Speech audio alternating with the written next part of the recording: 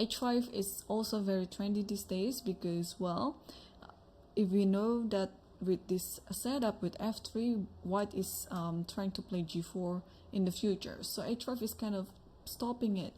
In the past, h5 is seen as a weakening move because you'd like to just castle on the short side anyway, and yeah, this type of move always weakening the king. But these days, this is actually one of the best moves that you can play. So yeah, usually after h5, what you want to do is there's some variation where you're actually sacrificing a pawn on the d file. So okay, knight d5 is there, and then you can take this with the bishop, or with the, if you take it with the knight, then this variation can also happen. So both are possible.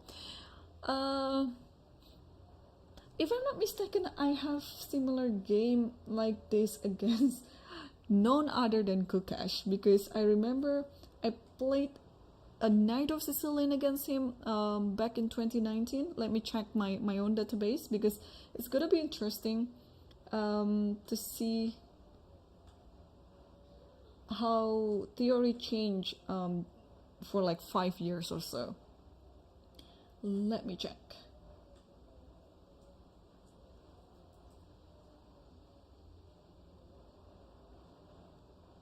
Alright, so knight takes d5 is already played, and then I think it will be okay. Then the position where we analyze like this will happen anyway.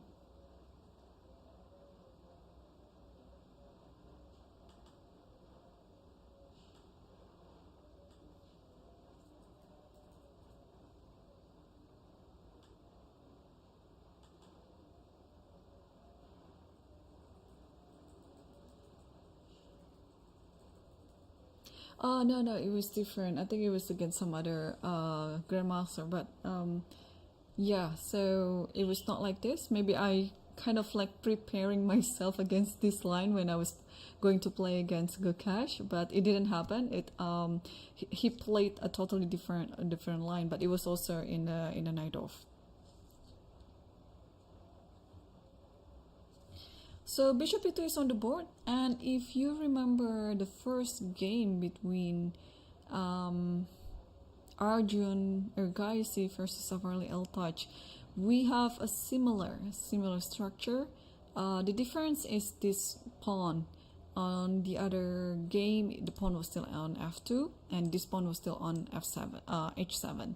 But apart from that, everything is the same with this idea. And usually, if you're going into this variation, you still want to play something like knight a5, followed by c4 and castle, and followed by b4. So the idea of having the knight on a5 is to allow this pawn on b2 to be advanced to b4. And you cannot really play b6 because later the knight will have an outpost on c6. But this has to wait until this knight is on d7. Because let's say that after bishop f5 you play this right away, then this one is possible. Because then after this, the knight can just takes, and this might be a weakening. This might be a weak pawn, so you can just castle, and then rook c8, or not rook c8 immediately because this one is hanging. So maybe just queen c7 and then just try to get this pawn. So bishop e2 is a very useful waiting move. You are waiting for your opponent to play some knight d7, while at the same time you are preparing the king to castle. And also another waiting move before playing knight a5 is c4.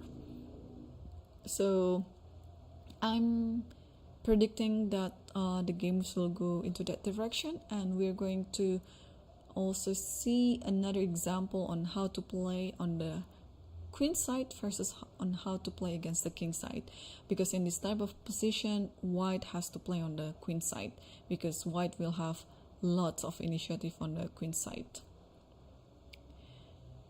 Okay, so we've seen all the openings for the top 5 boards, and I'm just going to scroll what we have on other boards as well. I mean, we are still pretty much on the opening stage, but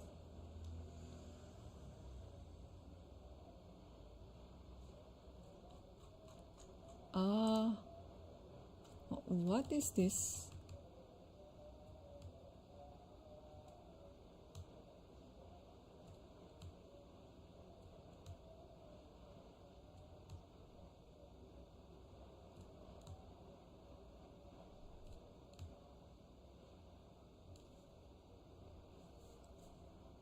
Oh, one game has finished on the 33rd 33rd board. Okay, I'm just wondering what's happening. They might play the game earlier than scheduled because it cannot be this way. So on board 33, one game just finished and they already played 88 moves. Alright. So the only explanation that I might have is because they played this sometime in the morning, maybe, because maybe it's clashing with the schedule of one of these players, of something else. I don't know. But of course, I mean, I'm just going to say it quickly because they're on board 33. But this is something, I mean, this is pretty much textbook, yeah? Like up to this position. And I think we've seen this position in some of the new games as well, or maybe similar. Yeah, so this one has finished. Wow. I'm just gonna, okay. Look at this position. This look just very equal. But again, white has some advantage there because the pawn on f5 is always under attack. And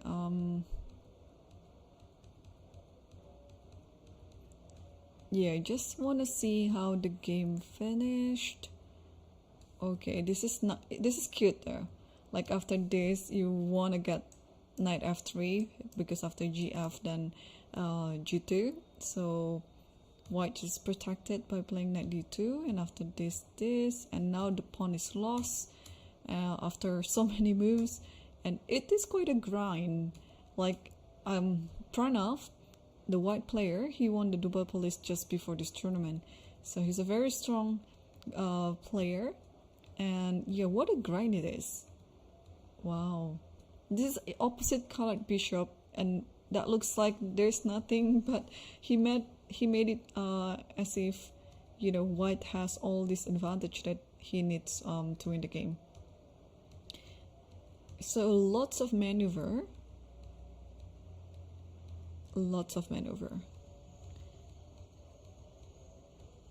I mean, I believe they were playing on increment for already how many moves. But eventually, I think one of the pawn is lost. Yes, now the pawn on,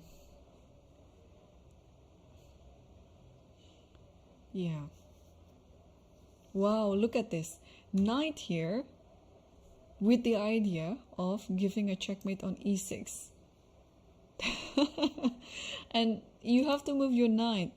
You cannot move your king. You have to move your knight. But if you move your knight, then after knight b7, this one is lost. Tricky. Very, very tricky. So knight has to move e8 or elsewhere. But the next move that, like for example, the knight can... Okay, if you want to protect a5, you can move knight c4. But again, you will lose that knight because of bishop e6 and then takes on c4. So after this... Yeah, he's taking his time, not taking on the pawn immediately, but now he did, because now this pawn is it hanging? Like this? Okay. Looks like it's still drawn, no? Ah, then another pawn on f4. Lost. Okay. And now we have, I mean, white has to pass pawn, so this should be enough to win. And yeah, and then black resigned. Wow, what a game. Yes, I mean, so they must have played this earlier of the day, because this has finished and they played for 88 moves. So I mean, they cannot play this position within just 27 or 30 minutes. Okay, and we have another game that's finished as well, between Aditya Saman versus Dudin Glab, and they agreed to draw in 10 moves. Oh, they are not agreed to draw in 10 moves. It's still actually playing, but why does it say it's a draw? Okay, some transmission error there. The players might actually put both kings in the middle, and then usually this is how you input the result automatically. If you put both kings in the middle, white king on e4 and black king on e5, then the transmission will translate it as a draw. But if you put the king on e4, white king on e4, and black king on d5, it will be automatically input as 1-0, white wins. And then if the white king is on d4 and the black king is on e5, then automatically input as 0-1, or black wins. So that's how it is. So some technical issue like that might happen, like before the game, if you already put, because everything is already registered, like if you put all the kings according to whatever, the result, like both kings on e4 e5 or e4 d5 or d4 e5, then it will put the result right away. Okay, let's circle back to the first board, and we're going to focus on the first 5 boards. And here we saw before it was a soft defense, but now it's becoming to be like some sort of queen's gambit decline. Actually, well, not yet a crossbar structure because d5 wasn't captured yet, but what? Rook g1. Nice. No, this is always this is the trend these days, that you want to play g4 right away and sacrificing the pawn, or you can also try to prepare g4 by playing rook g1, because the king on e1 is pretty safe on the long side anyway, on the queen side. So and you can pretty much do it anytime you want, this castle. But first you can actually try to attack by playing g4 and then g5 like that, and then just open up the g file. So rook g1, and we can see from the live cam Taba just left the board and presumably walking around, because this is something that it's hard to expect to happen from your opponent. And usually during a tournament game, when you are playing some unusual move like that, your opponent might be thinking for quite some time, and because, well, he has to think on what to do, because this is not in like in many theory books. So yeah, I think I'm expecting it will take Murzin quite some time to reply to this move rook g1, because the idea is simple. You just want to play g4 followed by g5. You just want to attack pretty much on the king side. You put the king on the queen side. Maybe the bishop here is fine, because it is keeping an eye off the pawn on c4 anyway. You just want to grab it in one go. So if you move it to d3, let's say, and then this might happen, takes, and then b5, and then we see this type of pattern in many openings. So rook g1 is on the board, and yeah, I believe we have to move to the next board.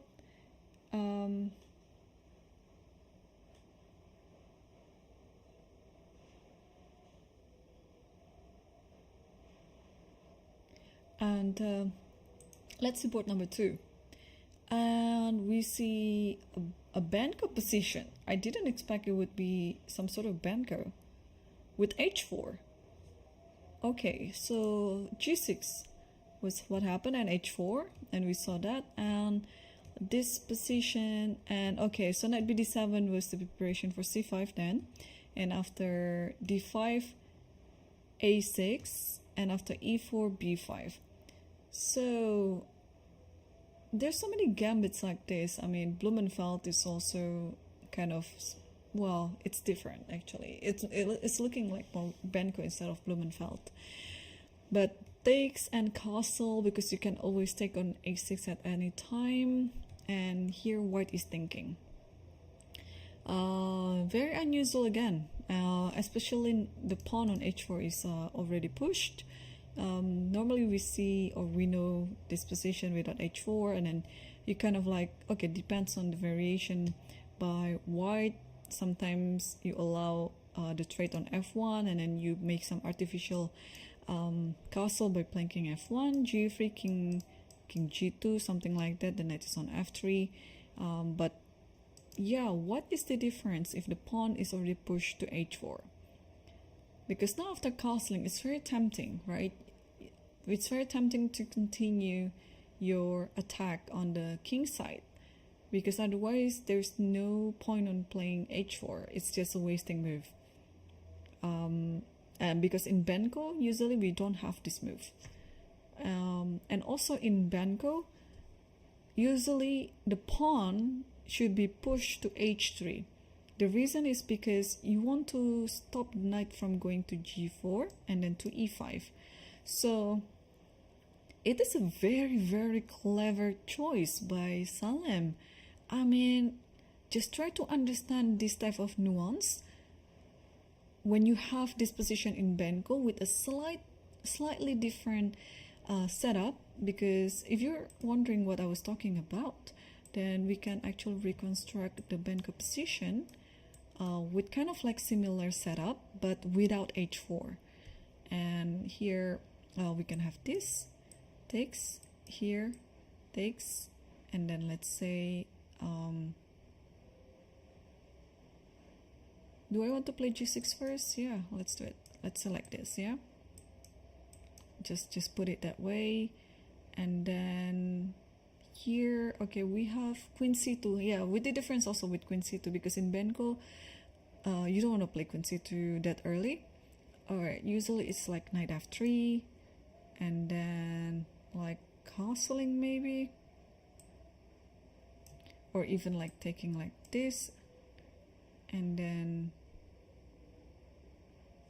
what should I do in this position? And then you don't take, but you can take, but you can also play something else too. Okay, let's say instead of taking, I'll play knight bd7. Yeah, let's put it that way, because this is a little bit lesser known variation instead of taking on a6. And then here you can actually play a4, because you want to cement something on b5. Or you can also play queen c2. Let's play queen c2 so that we can have like a similar position like in the game.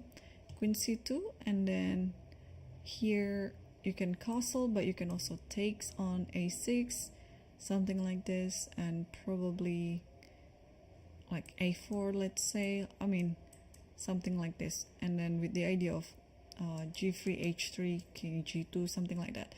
But the difference with the game in this position is we have this bishop g7, bishop a6, and castle. Yeah, the difference is this one is really possible, because you sometimes when the knight is on f3, you want to play knight g4, and after h3 the knight moves to e5. But then now the knight can just safely put on g4 without any disturbance, because this pawn has already moved. So in a way, Salem was very clever. He saw this trick, and yeah, as we can see, Fedosiev is still pondering what is happening, and then what to do next, because unintentionally he's walking into probably a worsened version in Benko, because now pretty much black has what he wants in the banco.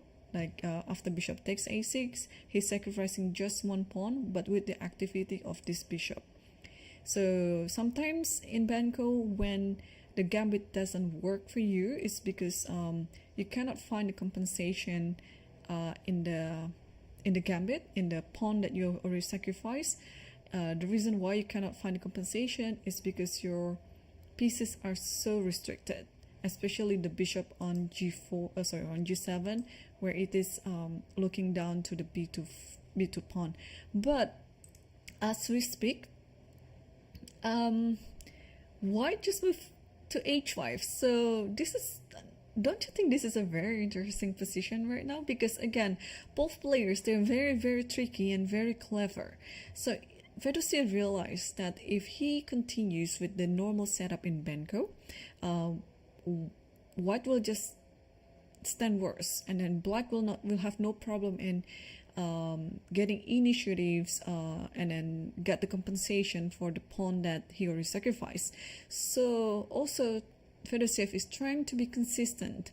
He already has pushed h4. Again, if he didn't continue attacking on the king side, then this h4 move is a wasting move, or a wasting tempo pretty much.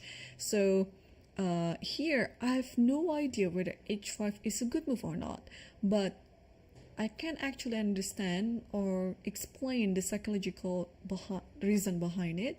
Is you don't want to waste a tempo by playing h4.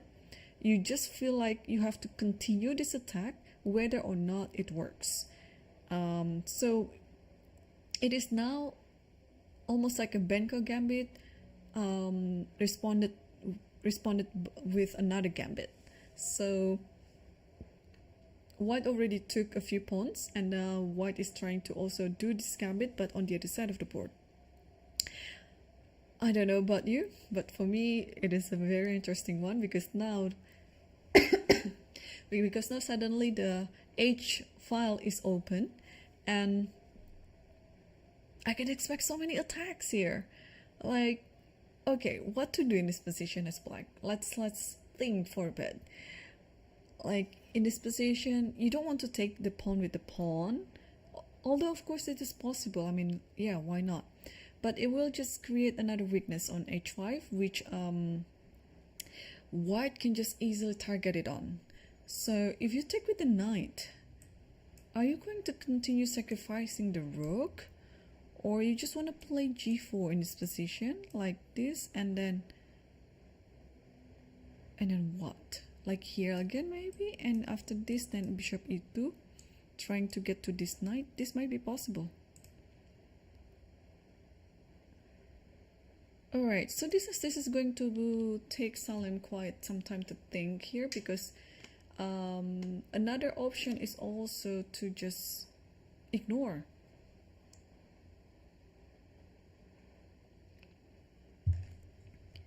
Yeah, Salim can just ignore this, but that means the pawn will be pushed to h6, and that might be and then we see this type of position in Grunfeld too, like when the pawn is pushed to h6, and it's gonna be great. Or the pawn will be just standing there anyway, and then try to be like a distraction to the king. So it's really interesting now.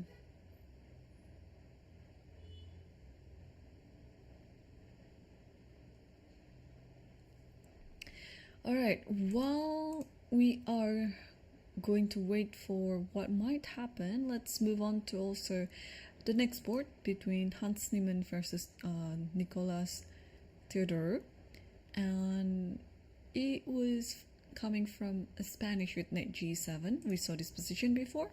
So castle and knight g6, just according to what I already mentioned earlier on, and d4 takes, and then bishop c5. Yeah, so you are trying to get like an Italian setup, but instead of the knight on f6, the knight is on g6. So here bishop e3, and then you have to be very careful here, because there is a direct attack of knight takes c6, and then the bishop on c5 will be lost. So you have to find a few things here. Like, for example, you want to play bishop b6, that's possible. But in this position, Nico tried to simplify the matters by taking on d4 and then played queen g5. Which looks a little bit interesting for me, because I'm trying to understand. Hang on, I might have this on my analysis, or let's see the Lichess Master database if this position has ever been played before. And yes, there are a few good games actually. Kamsky was white against Satwani, so Satwani has been employing this type of position a lot. So what happened in that game?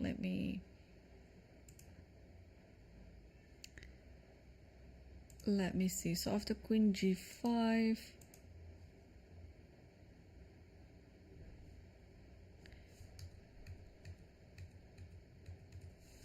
okay, so what happened was after queen g5 takes,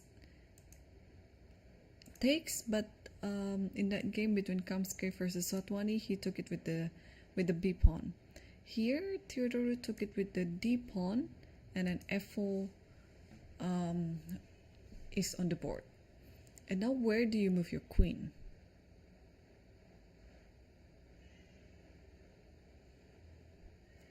Because I'm just trying to understand this position. On the other game, that after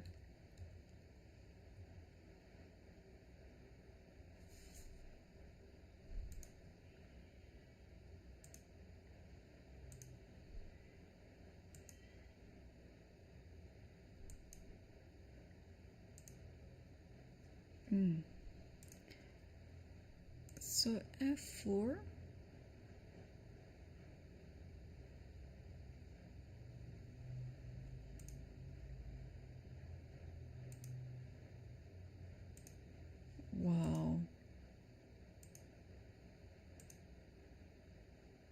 wow, it is amazing. Okay, I'm just trying to understand this really, because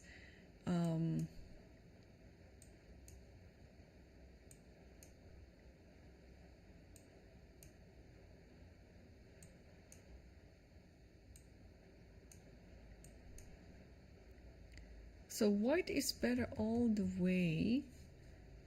And what about this?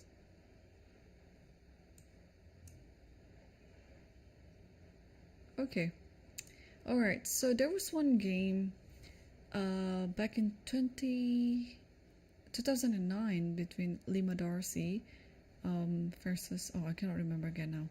So instead of taking on dc6, the game happened with bc6, and after f4 you took on this one.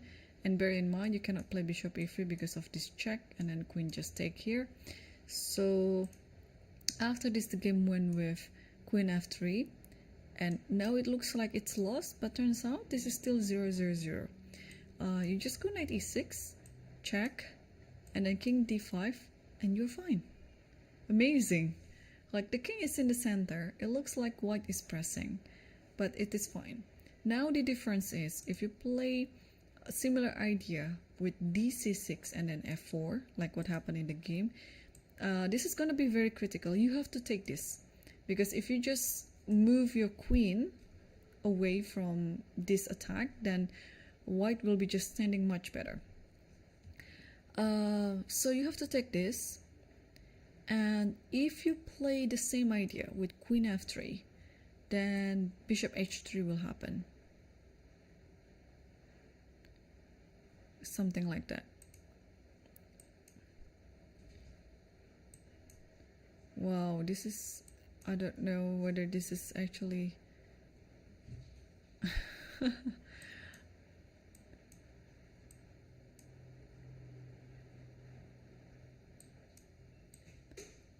oh wow, just look at that. I mean, I'm learning a lot these days, but I'm also I have an opportunity to update this file then, because okay, here you have to play rook f2, you're protecting g2, but at this position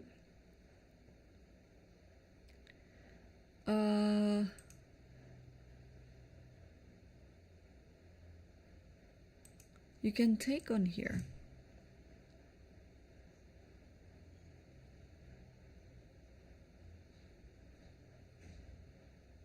Just trying to understand what is going on, yeah? Because if you take this, I think it's just check here. And then you have to stop it like this. And then I think you can give a check like this. Wow, and then what is the current evaluation now? It's still 0-0-0. Yeah, but on the other variation, that after here king h1 was there, and now you can just come back, and looks like it's just a stupid move, right? That you just give it up for free, but then you can just takes here, and then castle.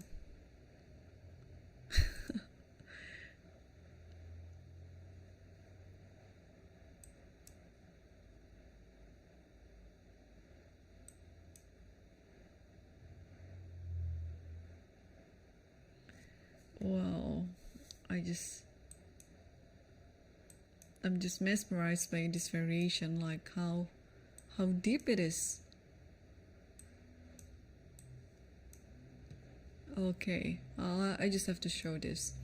So let's say you play c3, then c5, then rook h4, and you just simply play bishop e6, and even though you're down a piece, there's enough compensation after check, and like this, and maybe like this, I don't know, something like that, because this knight is tight to everything is tied down.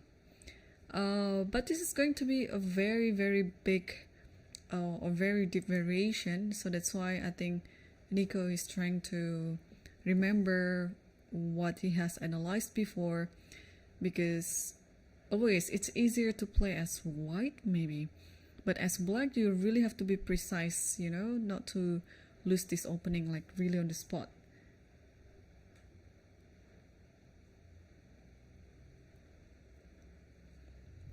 Alright, so let's wait until Nico decided what to play, what move that he's gonna pick. But we can safely assume that if he doesn't take this one, then Hans is in the driver's seat. He has to take on f4. But now I guess the reason why he's being hesitant is because he has to remember all this line, because it's not really easy. All the moves, you know, that I just showed, those are computer lines. But I'm sure he has some prior knowledge about this. He's just trying to revise his memory again.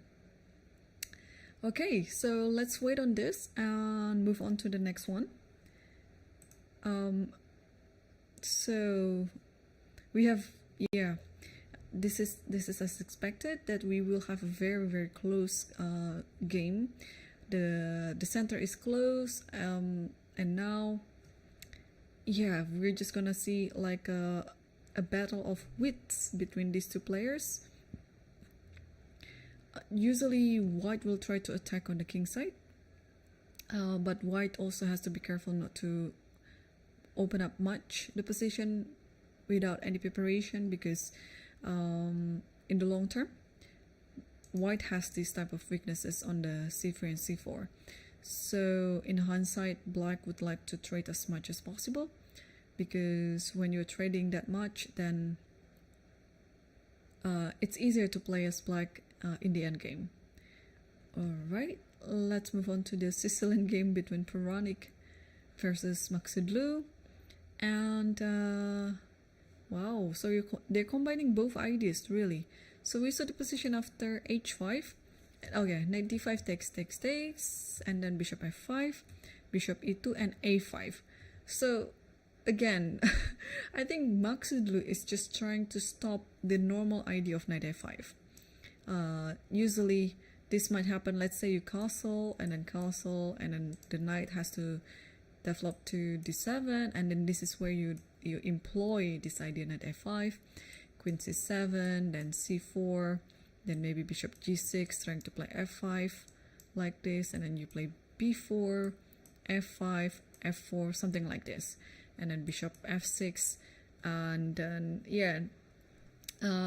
So this is like the current, I think, the idea for both sides. So what Maksudlu was doing is literally stopping this idea by playing f5 immediately, which is quite surprising, because b6 is also stopping it, but I think a5 is also giving black some additional idea of trying to kick this knight out, and then followed by a3. So if black could achieve that, I think black will be happy.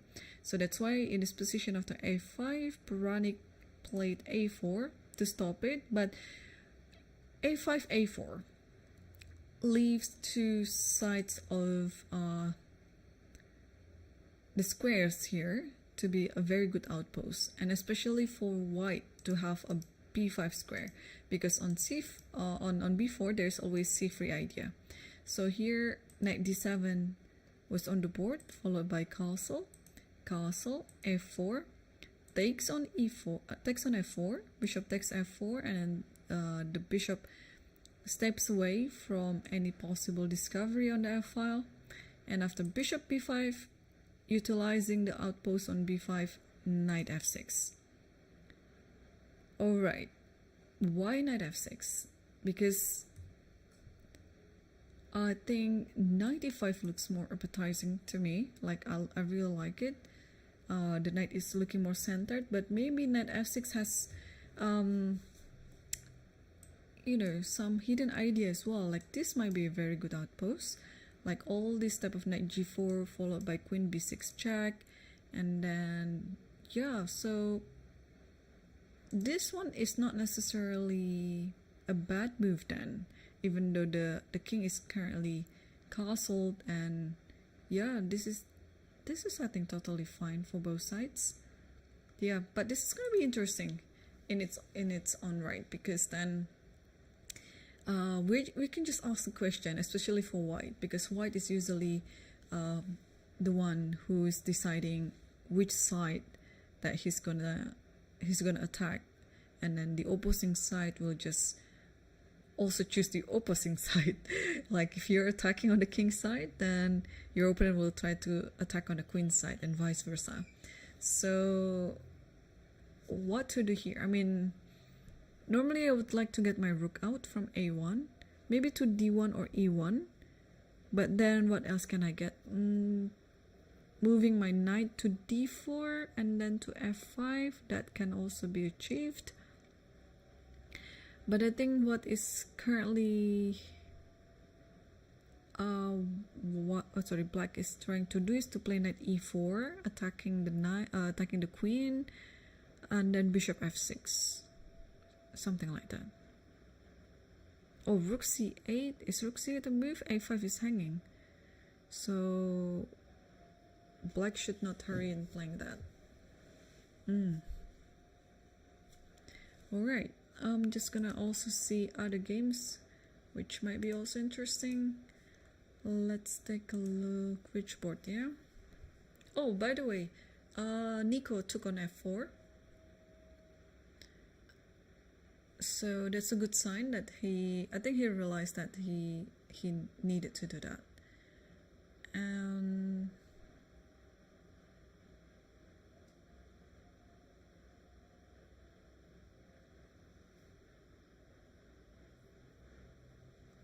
Ooh, let's see this game. Sindarov versus Petrosian Manuel. Oh, let's take a look. Okay, the game started as a Italian, a very quiet one, but just wait and see what's gonna happen next. So here bishop g5, h6, bishop h4, standard response, and bishop a7 also still standard response because you want to step away from the threat on d4. Knight a3. I don't know much about this because usually the knight goes to d2, but anyway, the pawn is already moved to a5, so maybe we might want to go here. I doubt it. Or maybe you just want to go to the center like this, and then keeping an eye on both squares like that instead of the traditional from b1 to d2 to f1 to g3, because this or to e3, because this bishop is going to be on g3 anyway. So anyway, knight a3, and here black played g5, and it kind of like stepping back with the bishop first, and black continue with g4. And what do you do here? Are you gonna move your knight to h4 or d2 or anywhere else? No, you don't move your knight. You move your bishop again back to h4, because now if you take on this one, let me try to understand what is going on. It's not easy. So you can take this one. King has to go here because this is the king is the only additional defender that you can get. And now what to do?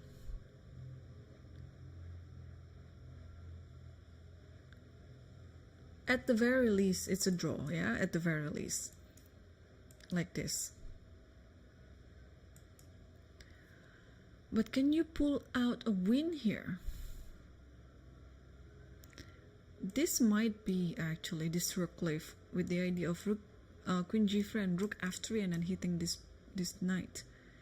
You might be asking like, oh, am I hanging my rook? I was doing that intentionally because I can do this, and then with this idea rook f1 is coming up, and I will win this knight anyway. So that might be is the reason why after g4 here, bishop h4, black didn't take on f3 immediately, because in the end it will be, things looks really shaky for black. So king g7, because eventually you'll have to move this king anyway, and then knight c2, still offering this sacrifice on f3. Let me check if I can zoom in to where this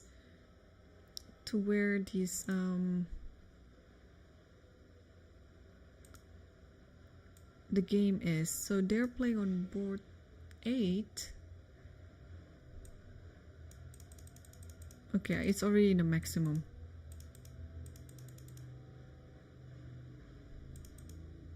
So yes, somewhere around here, I believe. That's him, Sindarov, and that's Manuel Petrosyan. Yeah.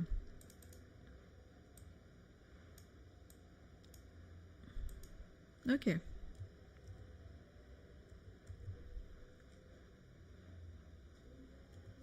Oops, my camera moves by itself.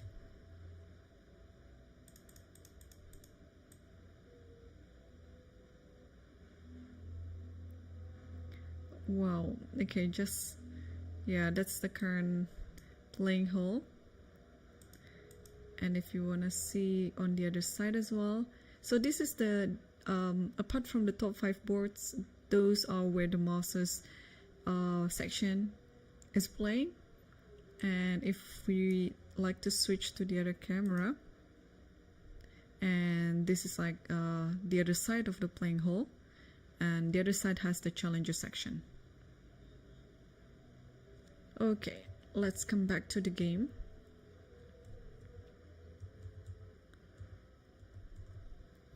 And here after knight c2, knight e7 was played. So again, I just like to confirm my suspicion here. like in this position, instead of king g7, if you took on here, is white winning, or is still, or black is still fine? So you can take this and then king g7, rook a d1. Are you going to play this one? Because after this maybe it's bad, yeah? Rook g8. Okay. Yeah, so whenever there's a check, the rook will be hitting the queen. Got it. But instead of rook e3, rook a d1, what does it want? Okay, let's say I play this, knight c2. So this is like a long-term sacrifice. Then you're not gonna get your advantage, or you're not gonna get anything in return like instantly. h3, something like this, and then you just play slowly pretty much. So just do not hope that you're gonna get everything in return within a few moves. You just have to play very patiently and slowly, improving your position bit by bit, and then you can enjoy it. So the current position is after knight c2, knight e7, bishop takes f6, king takes f6, and knight h4. And white is standing slightly better here. Eventually the king has to move to g7, so I guess this is the right time to do it. And perhaps giving the knight on c2 an idea, it should be going to e3. And yeah, this is the position that you have to play out. So wow, what a prep by Sindarov then, because I don't think that well, he might actually find this over the board, but my guts tell me that he knows this position already before the game. This might be one of the lines that he already has worked before, and he was just trying to remember it on the game. Yeah, I mean, okay, this is an interesting find. Yeah, this type of sacrifice early in the Italian, it's something that, and also, you know, just to try to play a better position with less a piece, and be patient about it, and playing slowly to get something in return. It's also something like very uncommon, because whenever you sacrifice, you just want to get something in return like rather quickly. But on this approach, apparently you have to be very patient. All right, and ooh, the game. Okay, let's move back to board 2 between Fedosiev and Salim Saleh. And Salim here, after the move h5, he took it with the knight, and then g4 happened, knight back to f6, g5. So this is still according to what we analyzed. Bishop e2, yeah, and after this one takes, and f4. So this is the current position right now. And the idea is that you want to play something like e5 takes, and then give a mate on h7. Looks scary, but this type of position is very double-edged, meaning that if your attack doesn't succeed, then it's gonna be very hard to come back again and then regroup your pieces. If your attack doesn't succeed, then that's it, it's almost game over. So yeah, that's why it is a very double-edged position. Like you have to make sure that your attack succeeds. Also, there's some type of other positions that, you know, you're trying to attack, but since you're not too committal with other things, like for example the placement of your pawns, the placement of your king, then if the attack doesn't succeed, then okay, in the worst case you get like an equal position with a normal position without any initiatives. It's just like a quiet position, that's fine. But this one, you see how committal white is. The placement of the pawns in the center and up on the 5th and 4th rank, leaving the king behind on the center as well on e1, hasn't castled yet. So white has to be really careful in forming his attack, because otherwise when black is able to consolidate quickly, then black will stand better. So also an additional idea of this f4 is to play queen h2, takes here, and then give a checkmate. So it is actually interesting now what to do. My first idea is somehow to put the knight on f8 to protect h7, but how do I do it?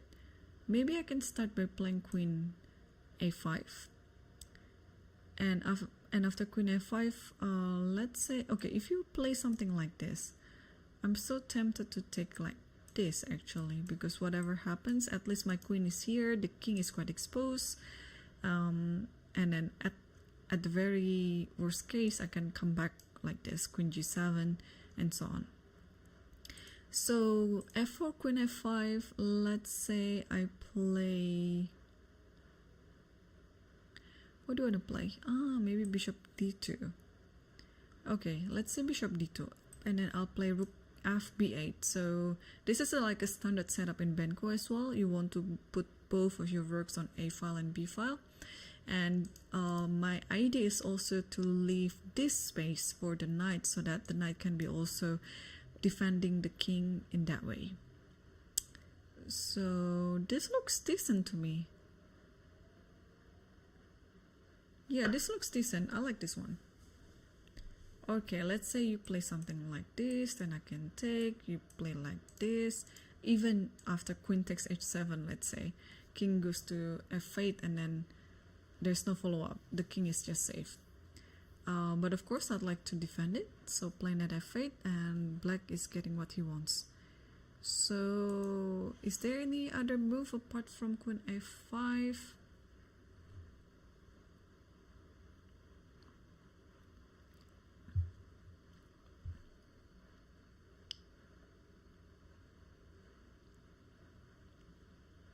e6.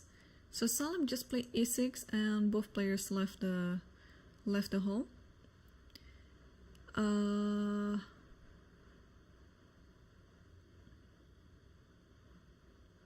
Yeah, Fedosiev has more time on the clock than Salim. And yeah, e6, interesting. And also it is a kind of like the principle. When you see that your opponent's king is still in the center, open the center. So this totally making so much sense. The more I look at it, the more I like it, because you're actually defending yourself by putting or giving more space for your pieces to that side of the board. Because in the worst case scenario, there's also f5 to stop this diagonal. Okay, so Salam is defending the king, but also actively attacking. So this is actually quite an interesting move, and a move that I really need to learn. If I can apply this type of move in all of my chess games, I would gain 100-200 rating points. So yeah, it's a nice one. You're defending, but you're also attacking. Okay, so now white, Fedosiev is still thinking, and I will scan quickly if we have moves for other boards as well. And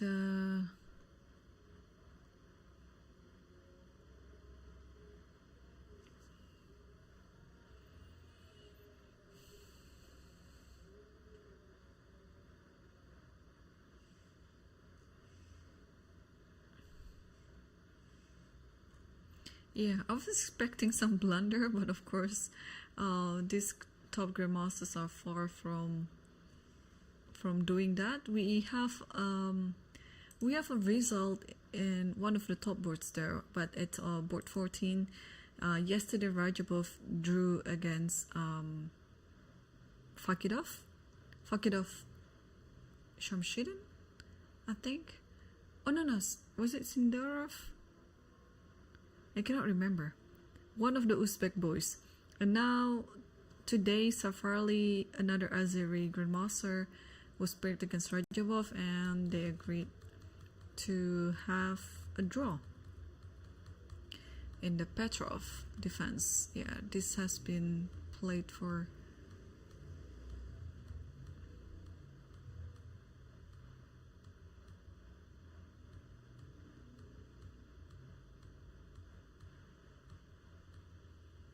Okay, and after queen c5, draw a grid.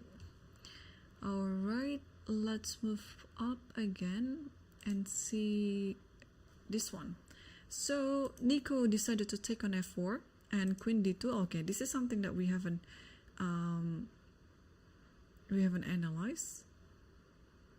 No, I don't think it's castling.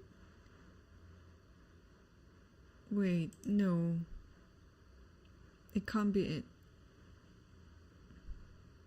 There should be some.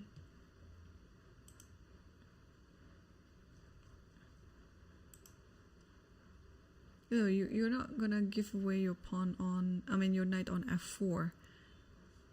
Alright, let me.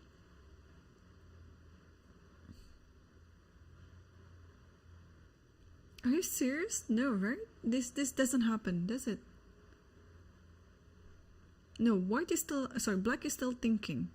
So castling hasn't happened yet. You have to play knight e6 in this position. Like queen d2 and then knight e6. And yeah, takes, and then it's pretty much just something like this. And white is better though. So yeah, white is better by 1.5. And you just want to take on g7 and then rook g8. Yeah, and then bishop f6, and you just have to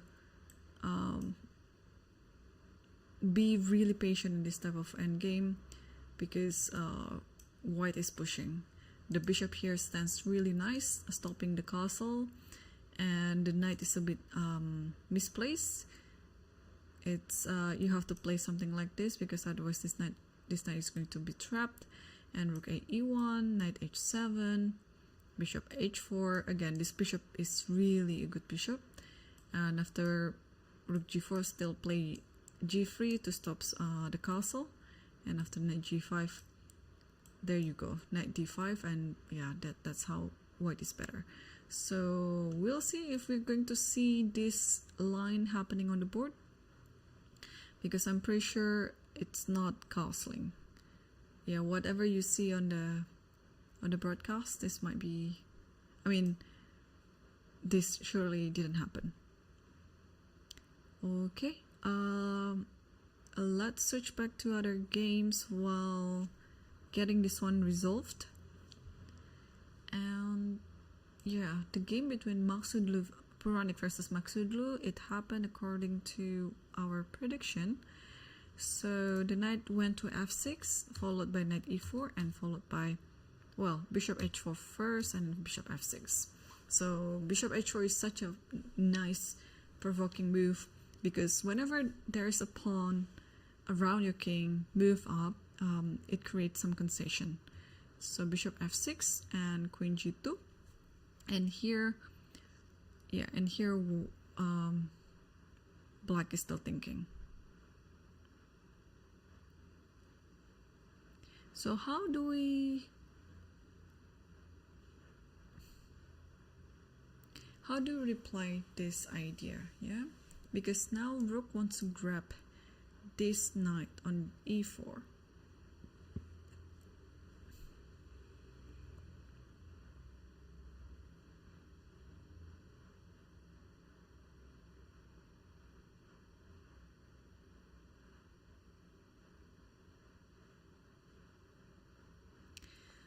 Is queen b6 a move? If queen b6, then bishop e3. Do I want to play something like this? Then I can move my queen again like that, because this one is not hanging. Okay, what else? Can I play knight c5 right away? Yeah, this might be just it. Yeah, it's a simple solution. Yeah, why not? Let's c5 right away. If you take, I'll take. And then this one is under attack, this one is under attack. So you can play something like this maybe, but then this has a very good outpost for the bishop. So yeah, I think my guess it will be just knight goes to c5.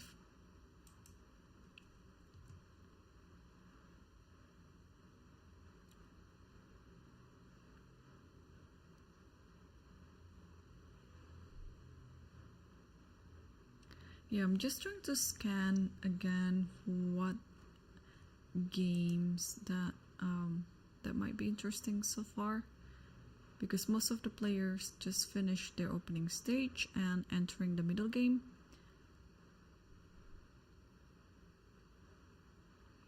There's also one game finished by Satwani versus Denis Kadrich, and it also ended with a draw.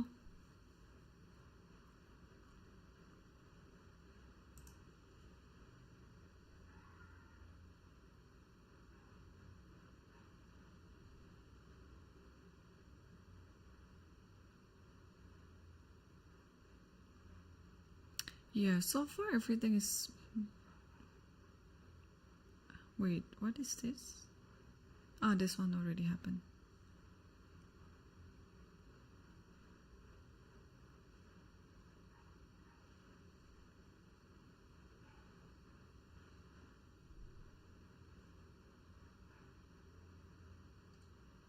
Okay.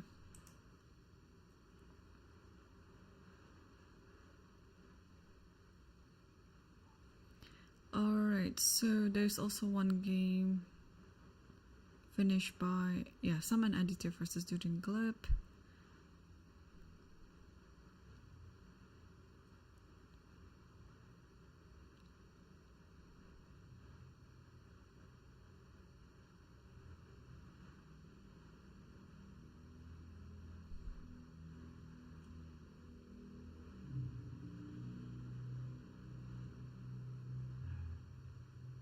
Okay, so far still pretty much everyone is still like fighting. Let's move back to the first board.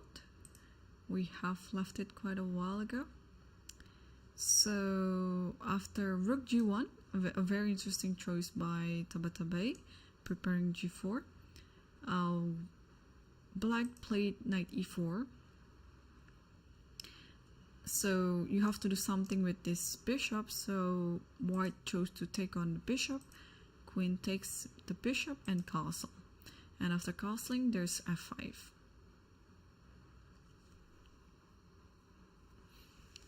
Okay, so now G4 is not really feasible because the F3 knight is hanging. King B1, a very nice prophylactic move because yeah, you might just want to get away from the C file and then get your king safer. While at the same time, it's also like a waiting move. You're waiting to see what your opponent is going to do because, well, Black still has this homework to develop the pieces. And if this knight goes away, let's say to F6, this knight on F3 will hop on E5. And if you play something like B6, now you can actually consider to take on D5.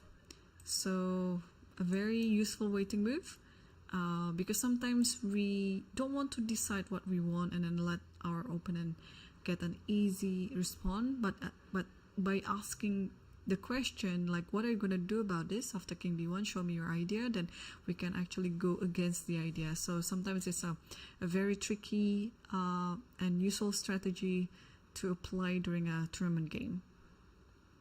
So King B1 is still on the board and Black is still waiting what to do next.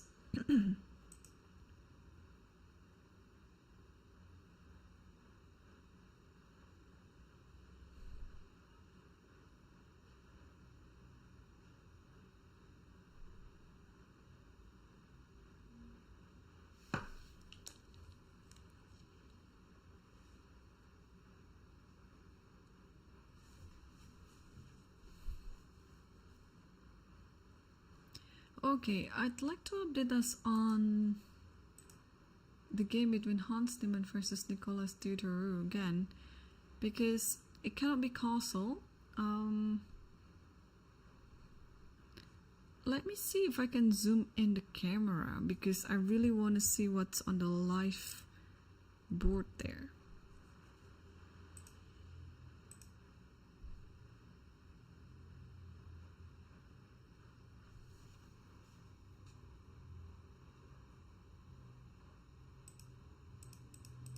Nope, I have no control on the camera, so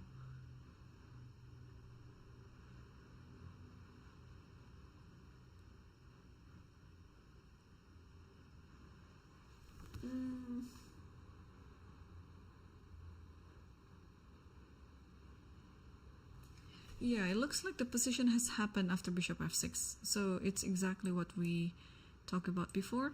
Knight e6 takes like this, takes here, and bishop f6, and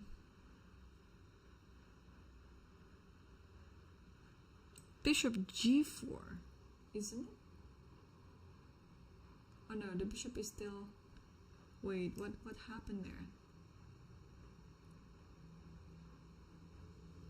The bishop moved somewhere, or was it h6? So Hans just played the knight to d2.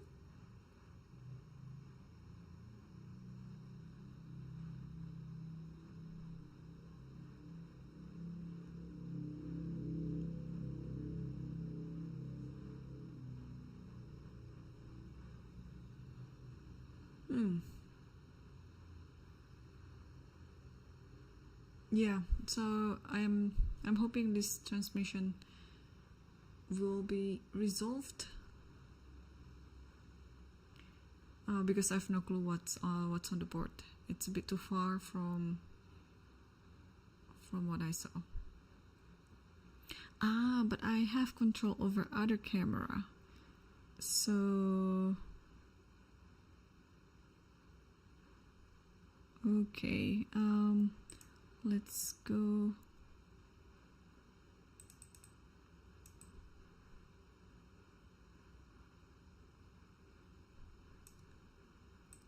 One second, let me try to adjust the camera. I just want to see.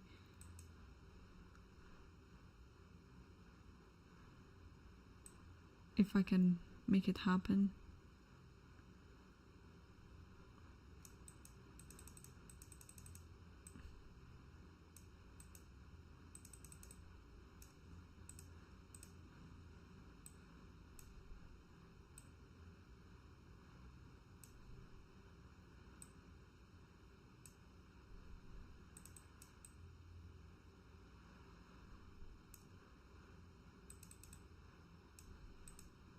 Yeah, I cannot see it. Alright, I just hope that it can be resolved, because I'd really like to see what's happening on that board.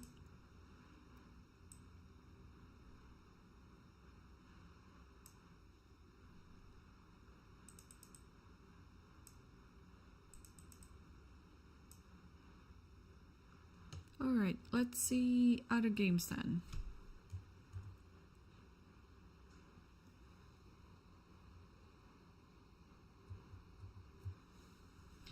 Let's see other games. Yeah, I cannot pinpoint what's happening in this one. Let's see Aravin versus Krzyzanowski.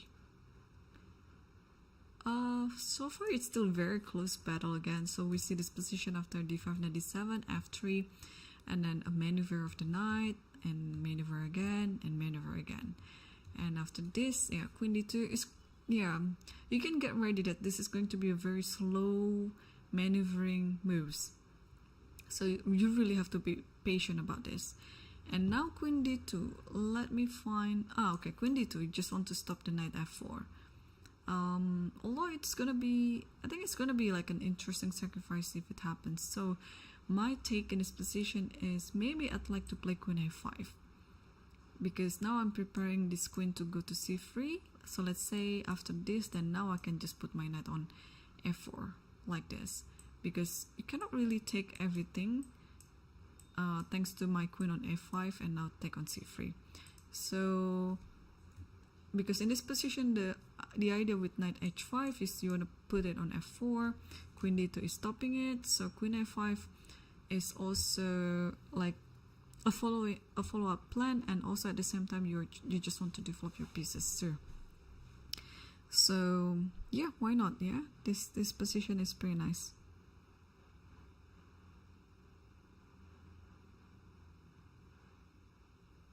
Yeah, and black player is still thinking. Let's wait until he decides what to move.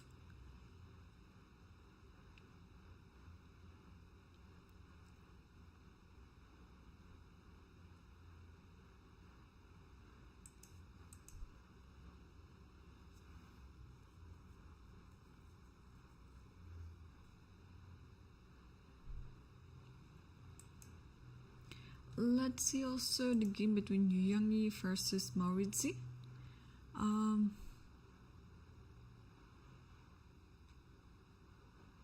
Black is a bit worse maybe because of the pawn on e4.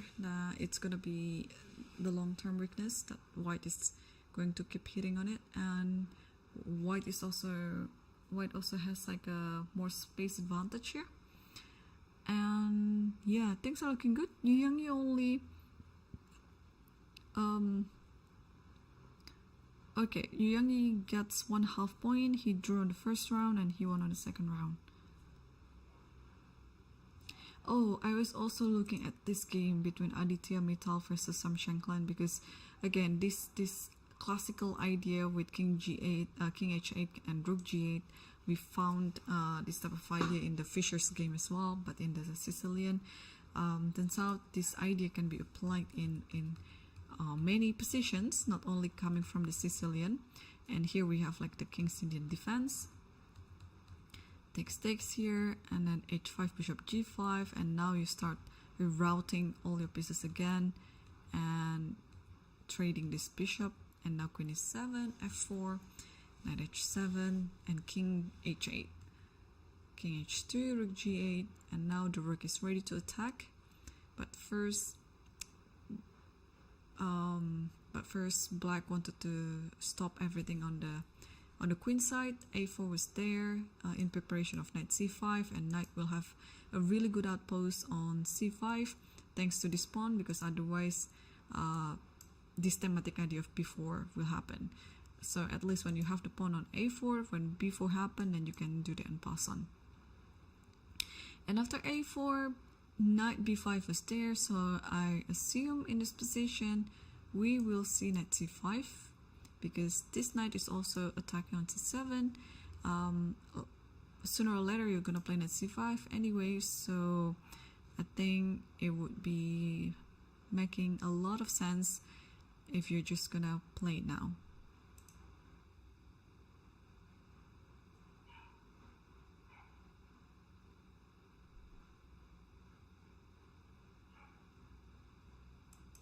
Wow, and Maxudlu actually played, I don't know whether I mentioned it in the stream or not, but I had this idea of just sacrificing the rook, because this type of position you have so much better pair of bishop and the knight in the center, so it's quite thematic as well to sacrifice an exchange in order to get more initiatives, especially apart from what I've just mentioned about the pair of bishops and the centered knight. White is also provoked to play g2, g3, and now the king is left a bit exposed. So this is totally a very, very interesting idea and creative idea by Bahram Maxudlu. So the way that he handled this threat on e4 is he gave a check first, and after king h1, just rook a8, rook ae8 right away. Because if you take on if you take on e8, then this one is gonna be, this is what is going to happen. And I guess after this the idea is to play knight f2 check. Like if you don't do anything in this position, I don't even know what sort of waiting move I should be doing. Okay, let's say I put such a bad move like this might happen. because if you take with the rook, of course this one is hanging, but if you take with the queen, wait, oh, I cannot do that, can I? Maybe I was a bit too optimistic. Oh, I cannot do that because it comes with a check. Oh my goodness me. No, I shouldn't do that. I was a bit too optimistic and sacrificing so many pieces. So okay, if take, and let's say some bad move like rook c1, okay, then maybe black should just play normally. What about playing king h7? This is like a prophylactic move for the back rank as well. Yeah, and then you can have this type of idea knight f2 coming up soon, or if not, you can also set up some threats, and it's very possible as well. Like, I don't know, queen goes to b4, hitting e1, and also at the same time you're threatening taking on a4, many things. So no, this is interesting. Rook a e8. Yes, you are very brave, you know. You're forgetting about the value of the pieces, that bishop has only 3 points, rook has 5 points, but in many situations the relative value of the pieces would change according to the nature of the position. So in this one, I'm just curious, if I take on e8 right now, is black standing better or not? No. Alright, but from practical human of view, I mean, because Ancient always likes to have extra material. Here, if this happened, white is better, but I think it's gonna be hard from human perspective to play this. Okay, again, the other principle is that if you are having extra material, you want to trade. So that's why knight d2 is the suggested move.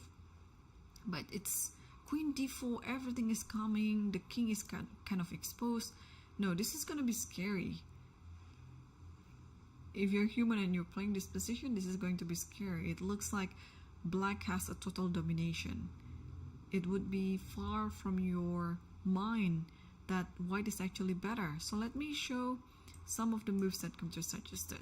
So rook e2, rook e7, and then c3. Queen takes a4, giving up that pawn, and still white stands better. b3, queen e8. That's a very interesting double up major pieces. Rook fe1, and then you now take on d2. Takes here, takes here, takes here. Okay, in this position, I can understand if white is better because the number of the pieces are already reduced, but also white is not out of the woods yet because the king is still quite exposed. But in this position, I can understand. But to reach that position, it's going to be very hard, and therefore, after rook a e8 here, Puranik didn't take on e8, but instead he played bishop e3, attacking the queen. Queen goes to c7, and now he took on e8, yes, and rook e8 and bishop d4. So yeah, when you're having extra material, you just want to trade more pieces because in the end you will leave with an extra. I mean, when your opponent is sacrificing something like that, it wants to attack. So if you keep trading pieces, then there's no way your opponent can attack. So that's the idea, and then you are left with a permanent advantage with your extra material. So bishop d4 is on the board. I'm worried that this might be actually a bit better for white, and it's actually better for black now, just with one move difference. Having the queen on c7 turns out a better version for black. Then let's figure this out. Queen c7 and I'm trying to understand this. So after bishop d4, what can we do?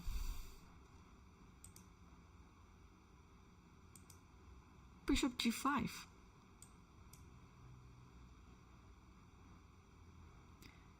And you don't want to trade there. But then after bishop e3, what do you do?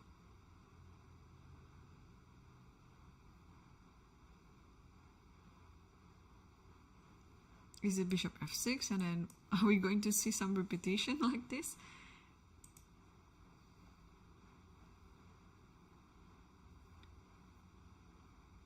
It is possible. It is possible, but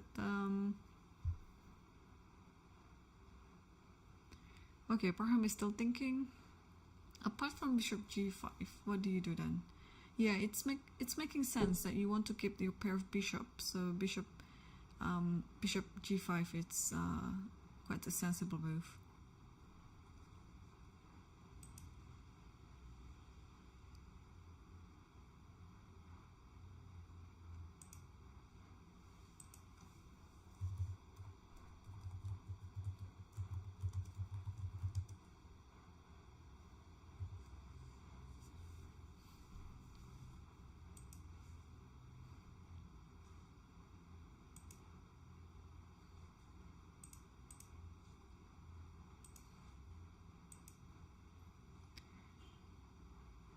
Okay.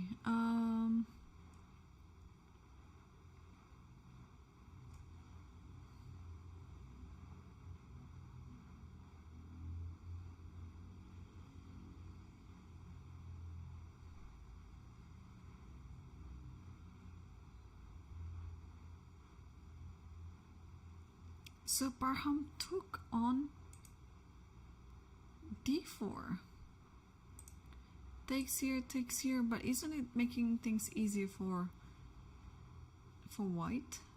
I mean, now actually the knight on e4 cannot be disturbed at all. It's such a good knight, but I'm just worried that with the number reduced pieces, it's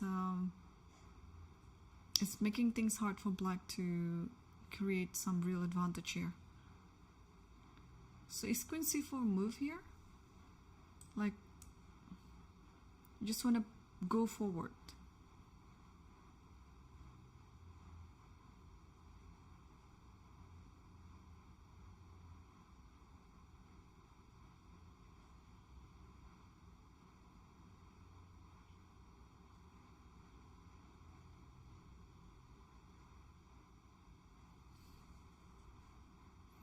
Yeah, so the board 3 between Hans Niemann versus Nicholas Theodore is not like this. There's some transmission error with this move. It shouldn't be castled. Instead, it should be like this, takes.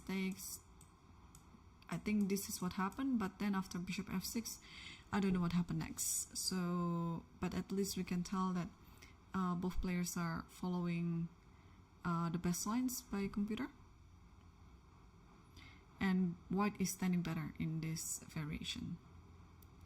Yeah, so there has been a few more moves, but I don't know which ones that they played. I can actually make a guess, but the camera is just too far from what I see.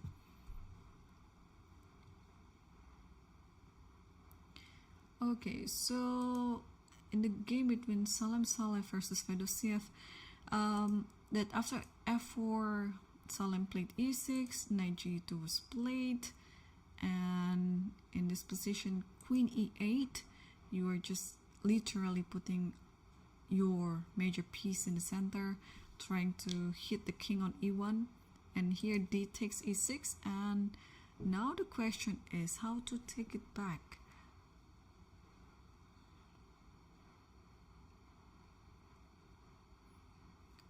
Alright, if you take with the queen, which looks very reasonable,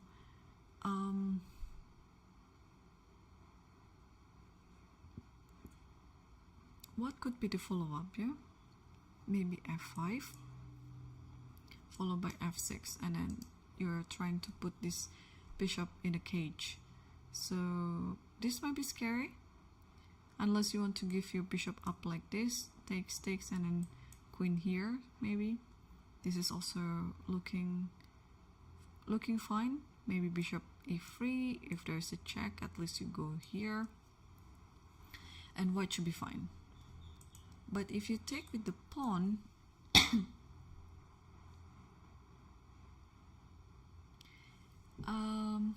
if you take with the pawn,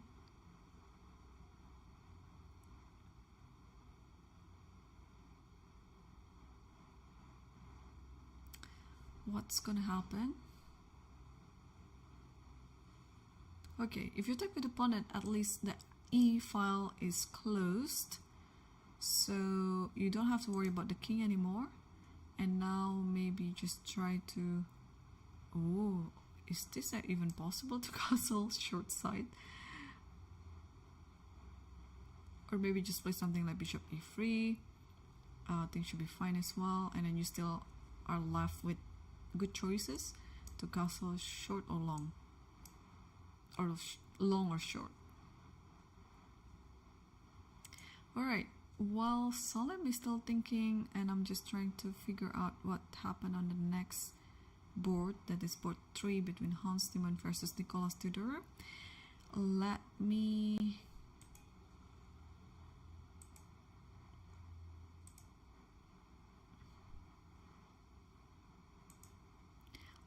put some live cameras for both, no, for 4 boards, the top 4 boards, for you to enjoy during my break. So don't go anywhere. I will be back soon after a few minutes.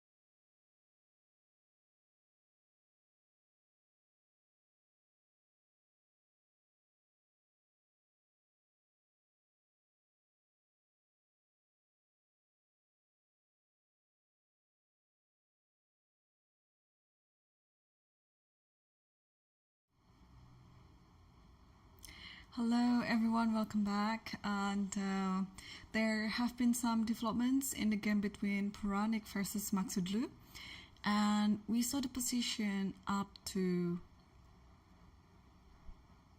knight takes d4. And here, yes, so as expected, Maksudlu played queen c4, and then c3, protecting the knight, and rook e5. So putting every single piece under protection. So this is nice. I mean, a very nice position, of course, for black. Just trying to find out or try to understand on how to continue here as white, because the knight on e4 looks very dominant, and it's overly protected by rook and bishop as well. So it might be quite hard for Puranik to continue this, but if you can just be patient, I guess it should be fine. I mean, the other thing is also this pawn and this pawn, it looks like they're very loose, and at some point, you know, black can just get them without any trouble.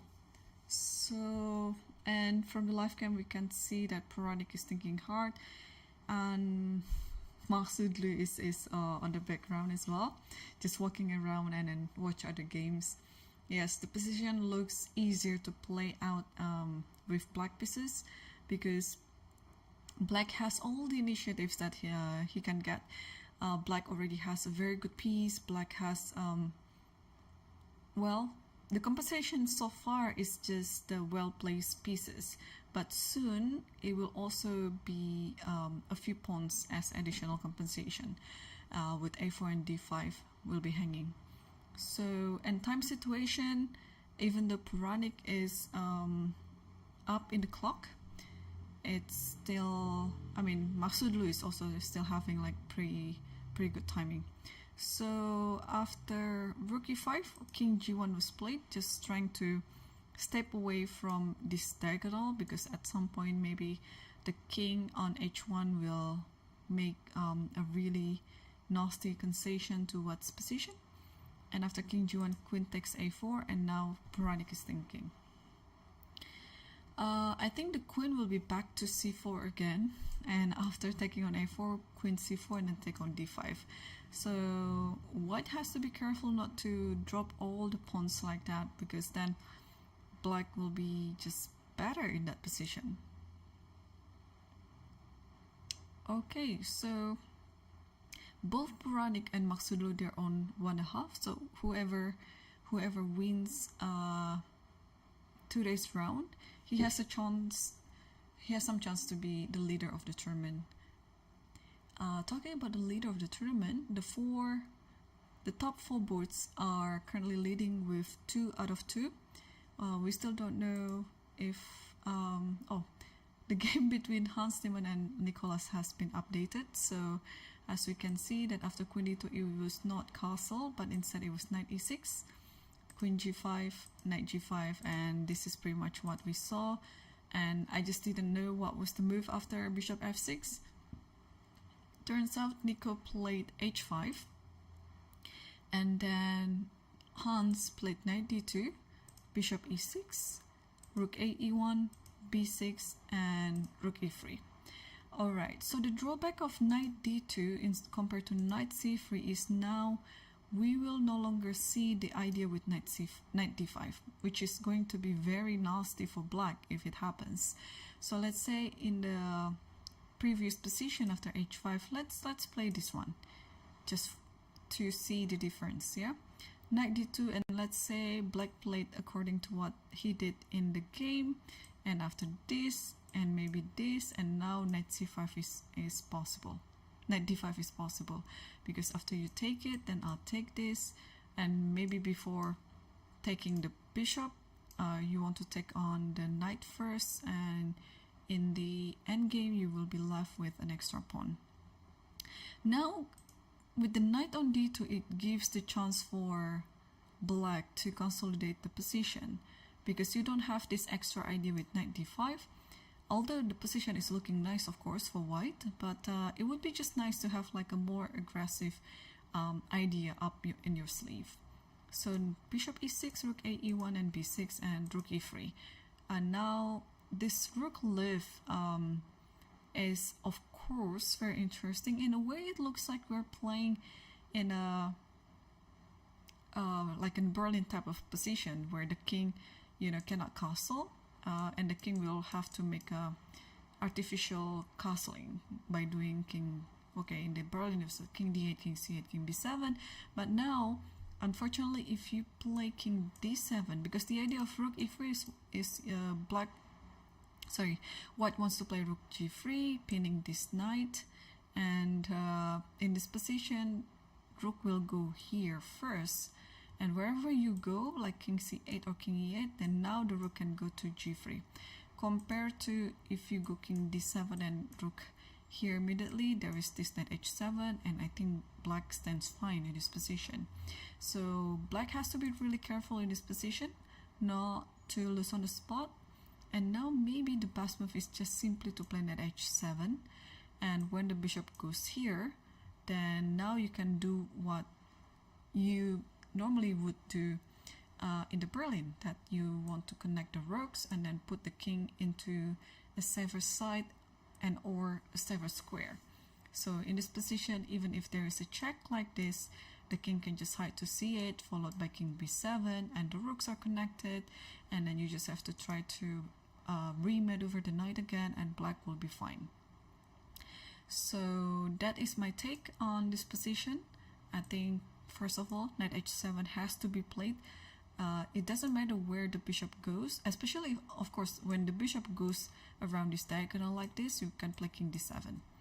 And if the bishop goes elsewhere, like for example here, now you can actually use the tempo to just play long castle. And I don't think I'm exaggerating to say that in this position I like black better. Maybe black is a little bit better in this one, just because of the activity of the rooks are better than the pair of rooks that white has. So yep, we'll see. I see on the live cams some moves are being played. We will be able to see what the moves are soon in our broadcast.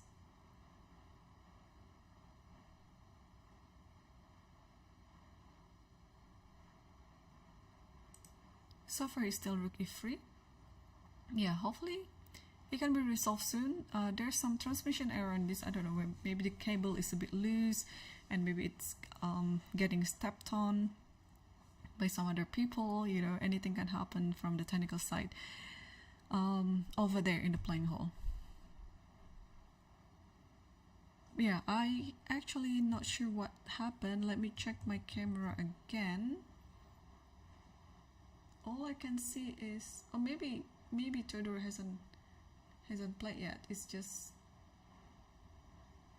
what did he do? He played c5.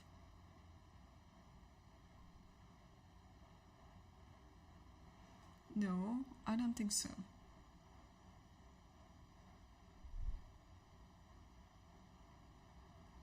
Yeah, I have to wait for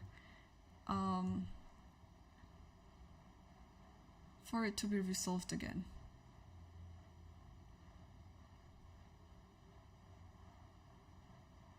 Oh, h4. Yeah, there's h4 here. So he just stopped rook g3 simply by playing h4. And then rook goes to d3 like this, stopping the king to go to d7 and c8 and b7. And after this, c5 happened. And now white is thinking, okay, I can actually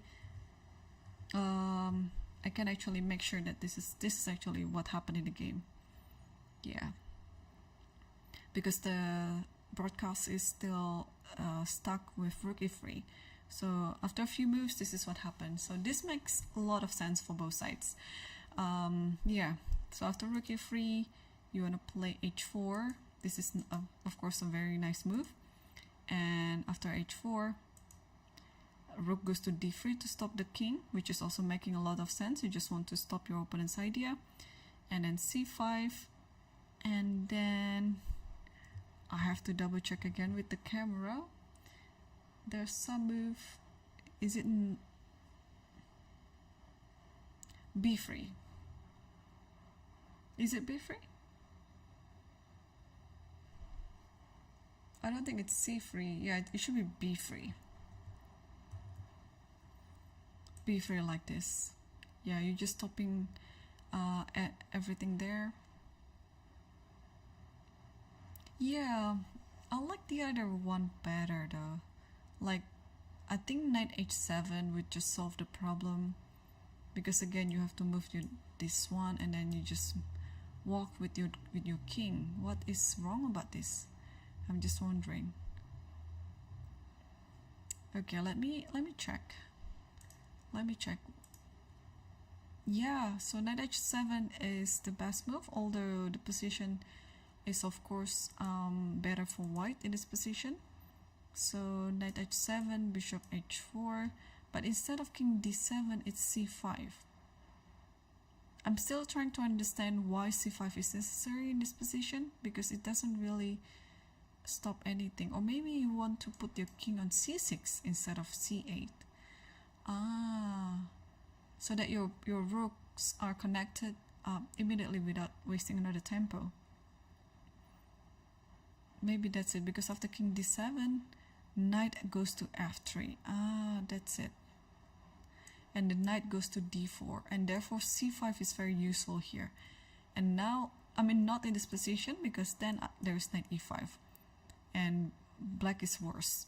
So before you commit with your king, you just play c5 first, and now after knight f3, you have to play f6.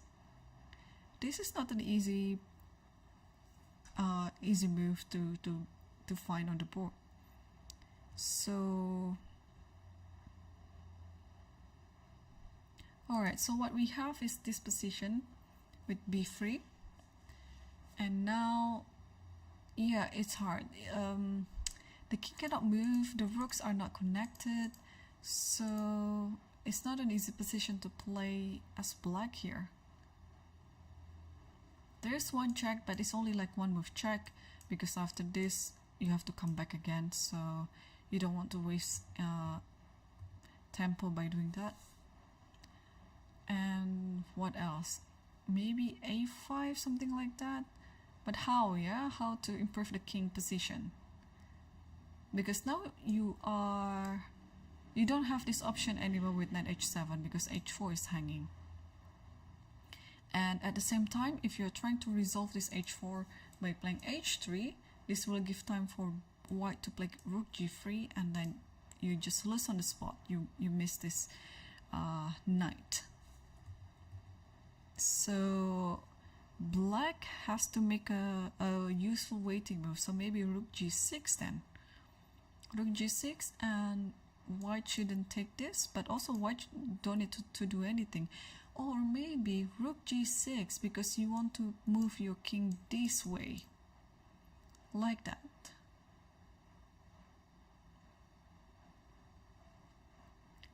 And also maybe rook g6 so that you can play h3, because now rook g3 you can just play knight h7. Okay, so yeah, rook g6 is the move then. But Nico is still thinking. Yeah, rook g6 might be the move, because I think I can understand why he is hesitant to move the knight to h7. It's because the knight wants to be ready to meet knight f3 in case it happens. Because knight f3 and then knight e5, you know, when the knight is centered like that, white is just going to be better.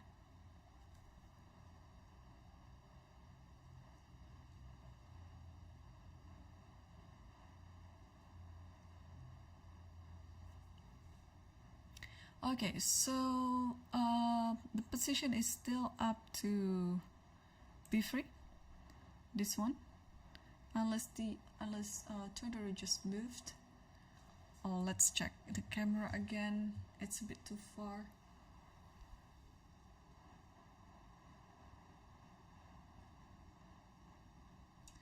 Oh, he played rook c8. Okay, so he decided this waiting move. What could be the idea? Rook c8? Wait, let me double check. Because, yeah, there is no rook on a8 anymore. And there looks like something, some piece behind the c7 pawn.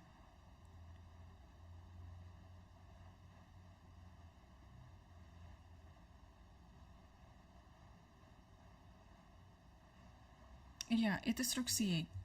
But why? Why rook c8? I mean, what's the idea if black, sorry, if white doesn't play anything, let's say, I don't know, king h1, let's say, and then what's the idea of rook c8?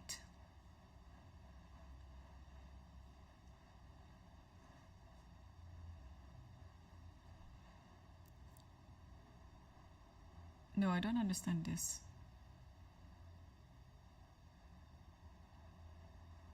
And now maybe you don't have any waiting, or maybe you just keep waiting. Like king h1. Okay, let's put it back to a8.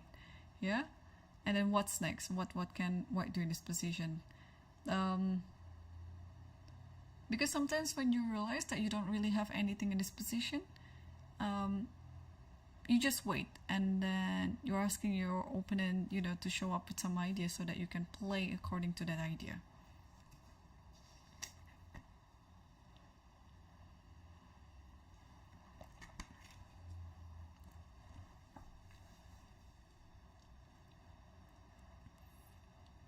All right, let's hope that this board getting resolved soon. Okay, both players are coming back to their boards. It would be interesting to see the time situation, but yeah, this transmission error is not enabling us to see what is going on in that board. And c4. So rook c8, and Hans played c4. This is actually also very interesting, that after c4, you might want to go back with the knight to b1, followed by knight c3, followed by knight d5. I mean, this type of like a Maraxi setup for the pawn formation is a better setup now for white. Now I think, I mean, this rook c8 move, it doesn't have any idea, and it might be just making the position worse and worse for black here. Because now after c4, one idea is there, and I think it's quite decent. The other idea, what could be the other idea?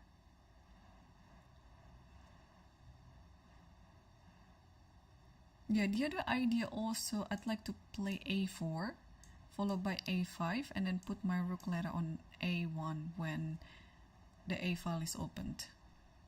It's gonna be a tough situation for Nico right now, especially if he has to keep making waiting moves. He will be running out with all these waiting moves, like useful waiting moves, while at the same time white is just preparing for all of the ideas. Like, actually there is no stopping white of combining those ideas.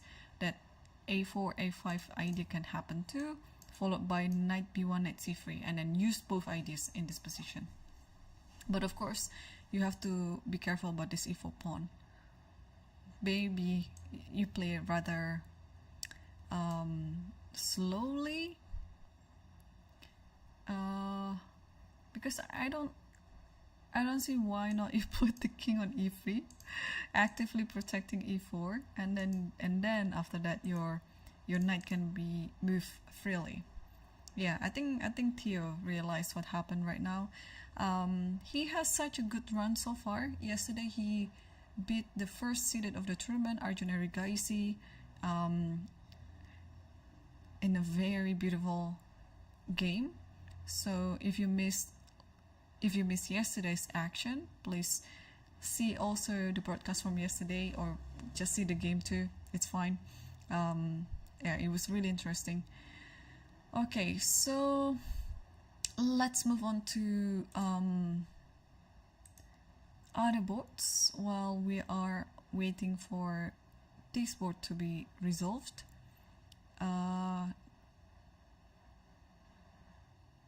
Yep, so let's take a look. Oh, the game between Arafin versus Krzyzanowski on board 4 is also very interesting. So yeah, we see the position after queen d2, but here I think I make some suggestion to play queen a5, which didn't happen. So black chose to play h6 instead, and then king f2, and then f5. And after f5, it takes f5 and then e4. Wow, what a position. So let's figure this out. So after e4,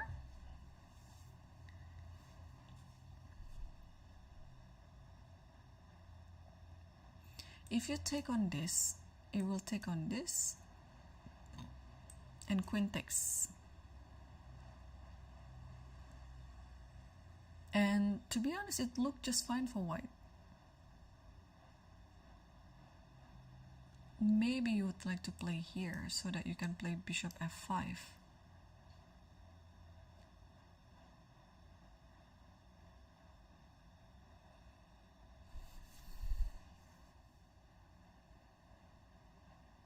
Maybe this is, yeah, maybe this is the idea, yeah?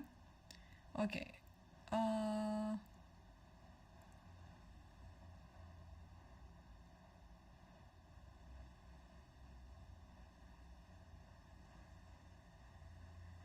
Yeah, alright. So after e4, let's play taking on e4, but which piece? Bishop or pawn? Let's take it with this one first, just to show it. Is this pawn sacrifice work? Are you going to take on h5? It's a bit hard to believe because after g3 it's just a pawn down, right? I mean a piece down. Like here I can take on f5, I can just take on here, doesn't matter. So you cannot take on h4. What can you do? If you go here, then just g4 and so on. So this is not going to happen for sure. But what else here? If I just simply take this, what else? Knight e5?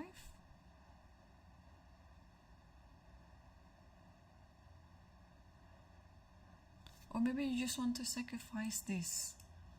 Like this, takes, and then knight e5 like that. Attacking this and maybe this, and trying to hope that this is enough compensation. But even if this happens, I think white is still fine.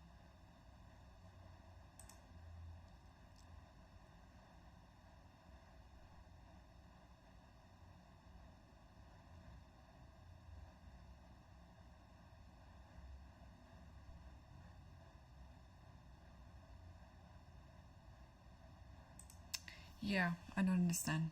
Okay, so yeah, I'll just take this pawn. Okay, oh, we haven't taken a look if f takes e4. But I think it's f takes e4, then you just simply put knight e5, and maybe the position is fine for black, even though black has 2 pawns down now. But again, is it enough of compensation here?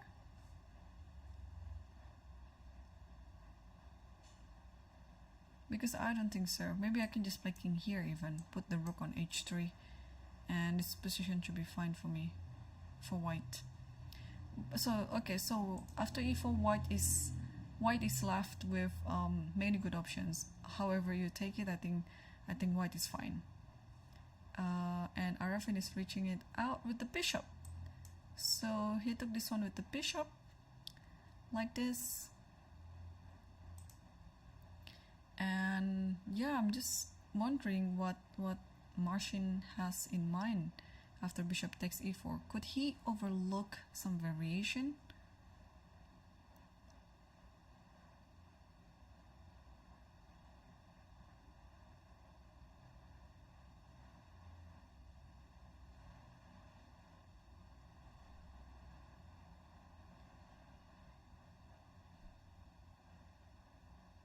he might have overlooked some of his calculation, maybe. It is possible, because now he's thinking again. Because usually when you're sacrificing one pawn after another, it has to be like according to your calculation. What is it? Knight e5, I guess. I think he just moved his knight to e5, yeah. And now attacking c4. But in this position,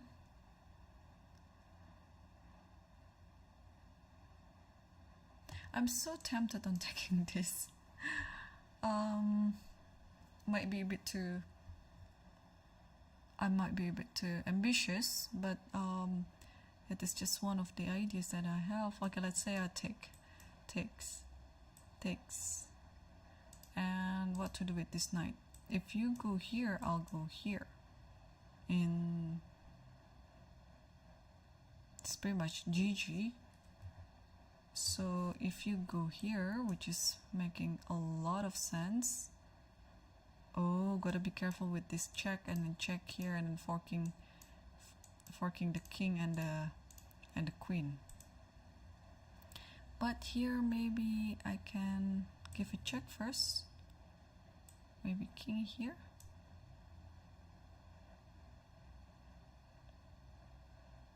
Yeah, I think I'm just a bit ambitious. So instead of taking on h6, Aravin played at f4. Yeah, I think of course this is a better move. Yeah, offering the trade so that if this happens, probably queen goes to d3 or goes to e2, so that after knight e5 is not under attack. And now after this, maybe just this. Yeah, and then this and this, and something like after this, then you can go g4, king here will be nestled safely. So yes, so knight f4 looks like a really good move.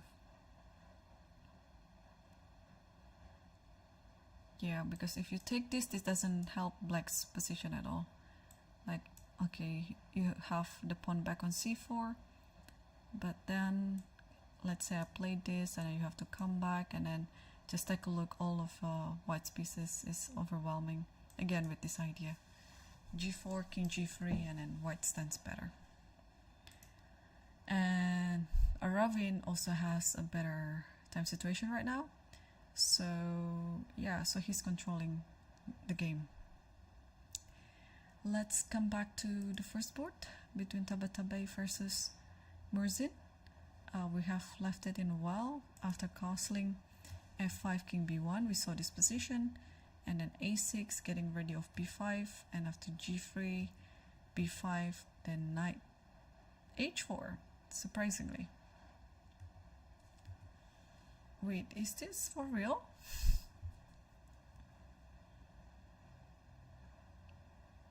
There might be some transmission error, because why knight h5? I mean, here I can take on this one, takes, and then it's a pawn up. No, it couldn't be true. Could it? Like queen b4, I mean, oh, of course, okay. Knight g6 is the idea. I just totally forgot about the simple tactic on knight g6. Okay, so I thought there was some transmission error there, because I couldn't find anything after like this, and this, because there is knight g6.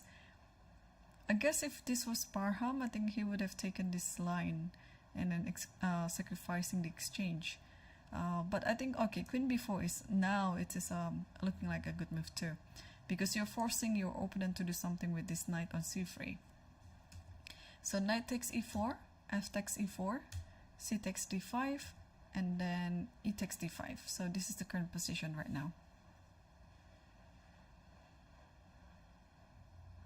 Yeah, and black has to play rather quicker, because he's left with only 12 minutes on the clock. Yeah, in many games, we can tell that Tabatabai has been playing very quickly. Like against Ivanchuk also yesterday, he has so much time left on the clock too, in the end game. So yeah, and then the position looks pretty good. Yeah, I mean, he's a strong player. He has he has both good skill in chess and also time management.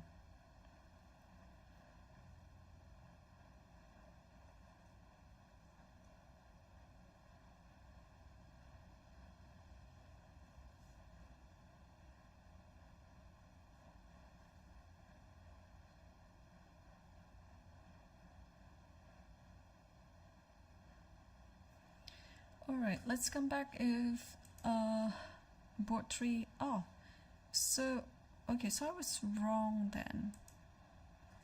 So what happened was, oh, he played rook g6. So okay, that's good. That's a good sign. And then rook d3 and c5. Okay, so instead of h4, he played rook g6. All right, so b3, and then we saw this position. And knight h7, bishop h4, knight goes back to g5. And now e5. Wow, it's setting up for this knight e4 at some point, maybe after taking or after rook g3 maybe. So, and after bishop g4, rook f2.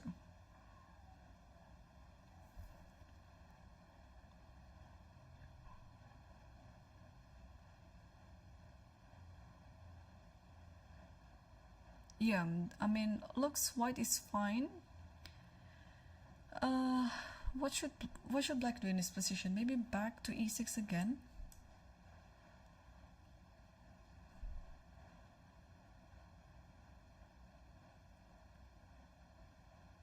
Because now the threat is knight at h3. But if that happens, okay, I was just wondering if taking this and knight e4 works. Okay, this one is hanging.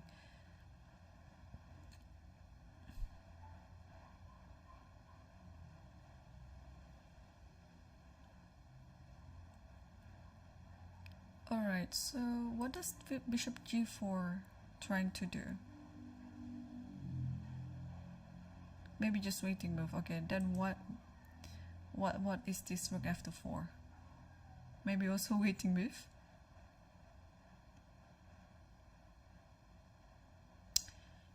Or maybe it's setting up this idea with knight f1 and then rook d2 and then, you know, trying to find this spot. Yeah, this is possible. Or knight anywhere, maybe knight here and then rook d2.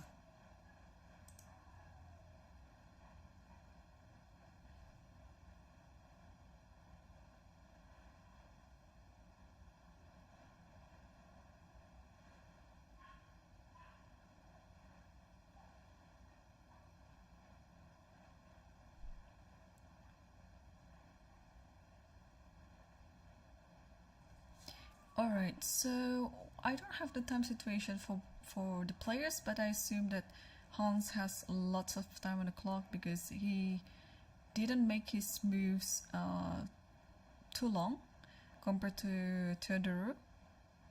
He's been thinking pretty much long time for every move. So yeah, things are not looking good for black here.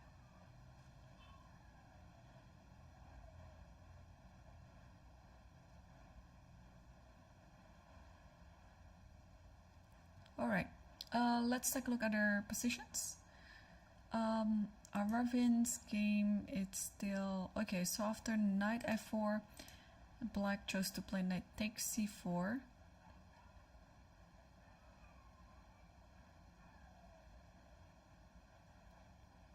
And now where does this queen go? We were wondering.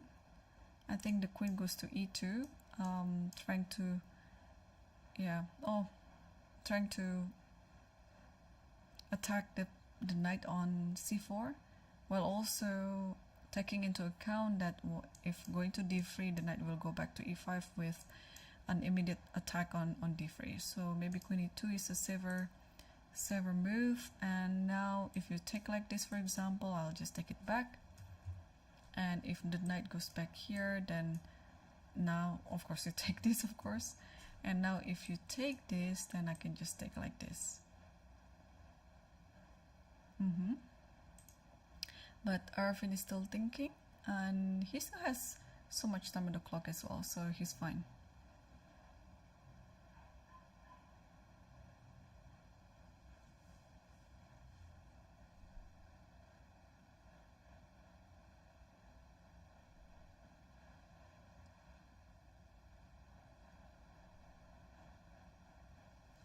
Let's take a look on the second board between Fedosia versus Salim Saleh, which has turned into a wild position. So Queen e8 was the last move that we saw. Oh no, actually takes on e6, and now Salim chose to take it back with the pawn, and then knight g3 happened, knight e5. What is going on? Like after takes, yeah, this is what sacrifice is this? Takes and then takes, queen g2, rook b8. Where's the compensation? Like black is just sacrificing a piece like this? Knight takes. I mean, who is attacking who, right? I mean, if you're sacrificing a piece like that, you would like to be attacking, but now looks like black is also attacking. I mean, white is also attacking.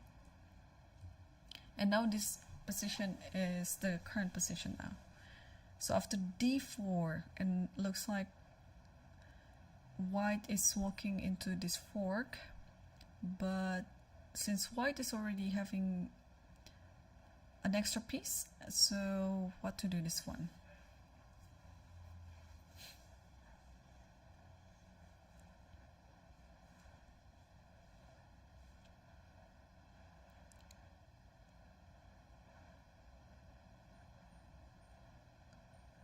What is... Wow.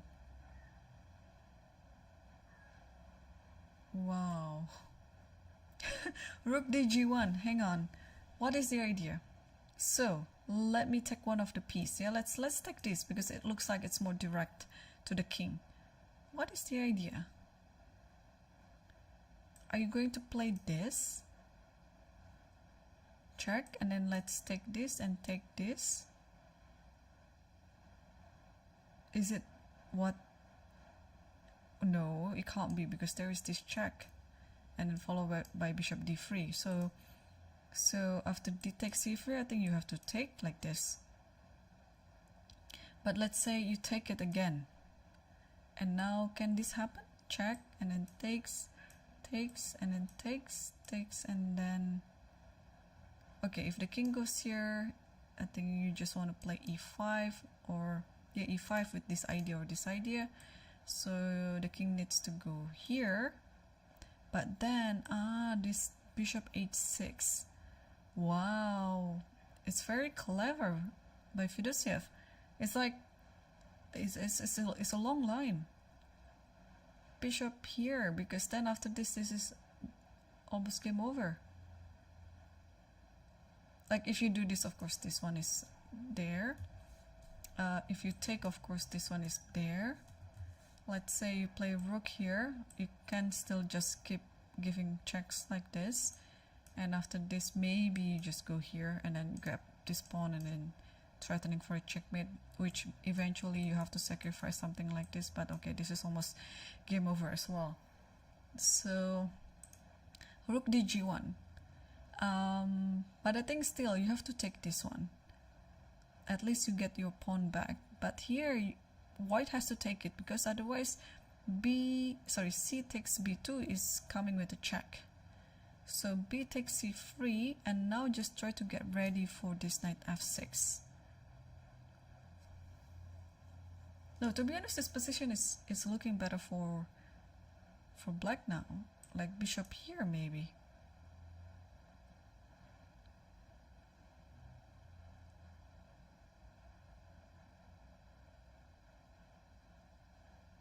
Yeah, and then this is an idea. Let me check again. Takes. Okay, let's say I played check. Takes, check. Because after this, I have this check, so you cannot do that. Ooh. Okay, I think the first thing to do in this position is just to take this one first and think later. Because this looks like an obvious move to make. Yeah, Salim is still thinking. 31 minutes left on the clock, so both players have a similar time situation now.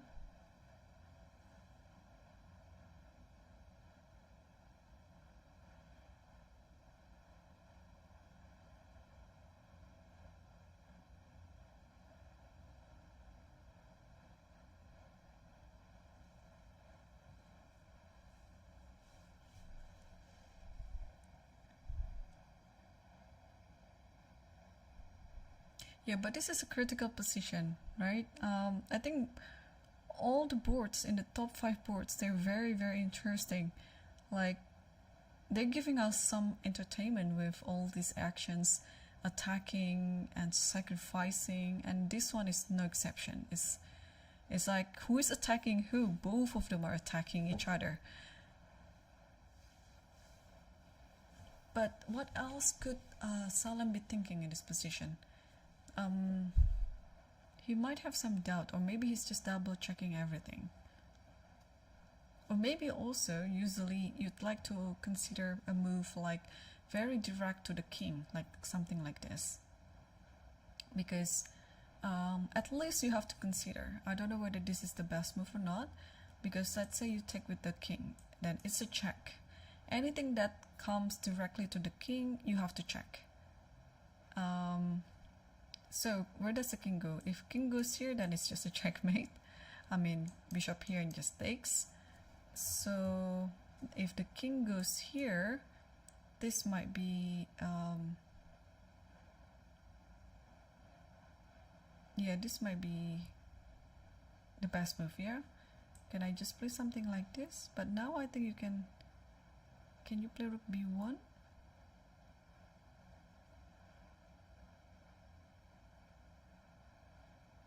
Yeah, because rook b2 is the threat. Or maybe just bishop c1 like this.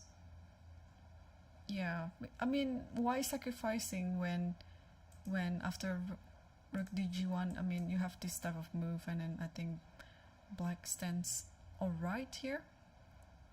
So let me confirm with the engine. D takes e3. What did I miss? So if taking this, oh, clever. Just be free, closing up all the initiatives in the queen side.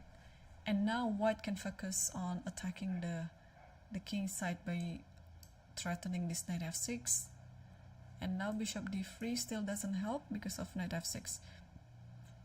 And takes like this. Takes like this. And of course, if you go here, there's bishop here. But if you go here, e5. Yes.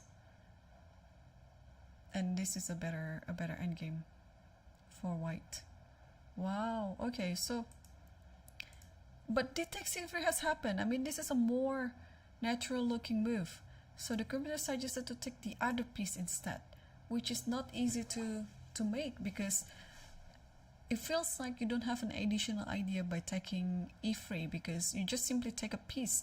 By taking c3, it's more understandable because you're trying to gain the piece back, while at the same time also you are trying to attack the king. But taking this one is better, because now after knight f6, you don't take it with the bishop, you take it with the rook. And this is how you're going to get the compensation.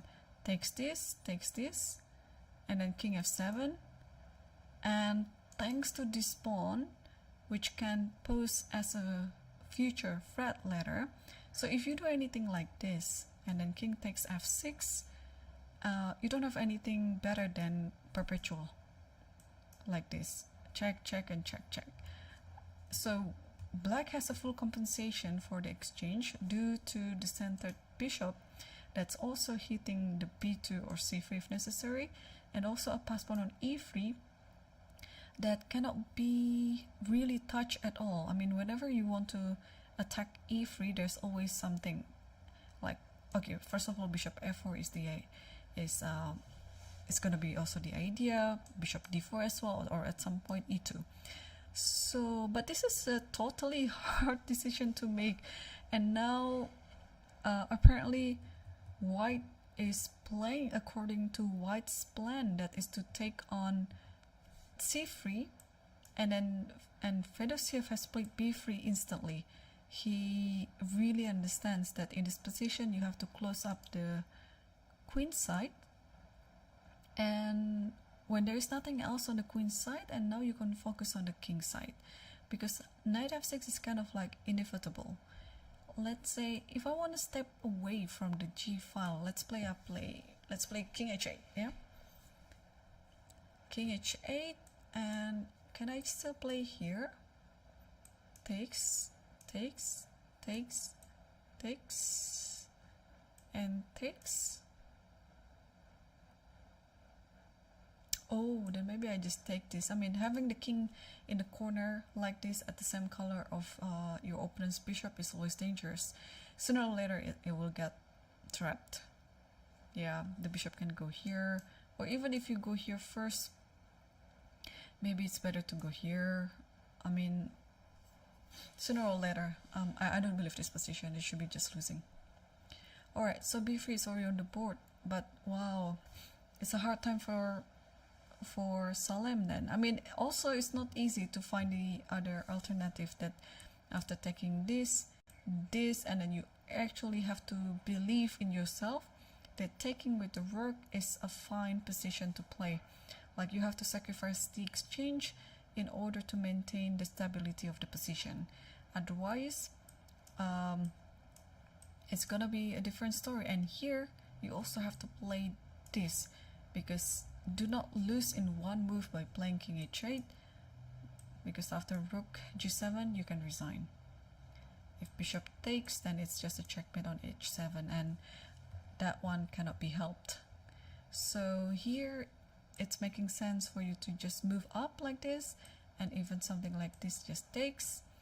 And if rook h6, and now you're preparing for rook g8, and now maybe I was just wondering, can I just take on f6? No, you cannot. Can I? If take on f6, check here, you have to play here, because otherwise it's a check on g8. But then what's next? Yeah, this might be still doable for black, but can I do something else?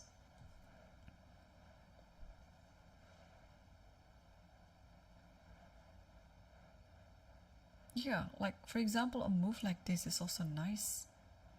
Oh, no, there's check, of course, there's check. Maybe I have to take anyway, but okay, this is hard. This is not too easy, but now Salem realized his mistake, because after b3 now he's back thinking hard again. Yeah, on how to deal with knight f6 idea, because this is the main idea that white has. Okay, and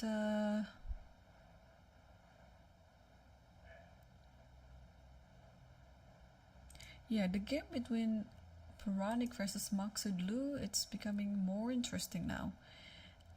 We saw the position up to queen c4 like this, c3 and rook e5, and king g1 takes a4, back to d7 takes a5, and knight goes to g5, very tricky. Check here, king h1 and bishop e4 was the idea. So white play h4 so that whenever there is knight h3, the king can just hide on h2. So here bishop e4 first, check, and then king h2, sorry, king h7, and queen e2, actually attacking a checkmate here on h5. So bishop goes back to g6. The knight on g5 is still under attack, but this is a nice discovery, because the rook is now attacking the queen, and when the queen moves, then the knight moves again, attacking the queen. I think Parham is having fun here. So queen goes to g2, queen c7. What is the idea? Because I would actually play something like queen g4 maybe, trying to attack the g3 pawn. Queen c7. It's a bit confusing to me. Are you going to take on here? No. It's a bit too much of a sacrifice.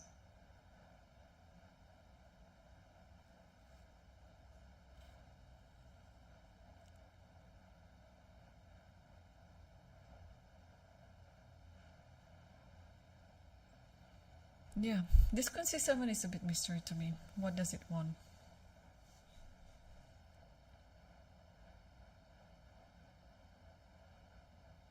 But things are looking great for black. I mean, black has the compensation, and yeah.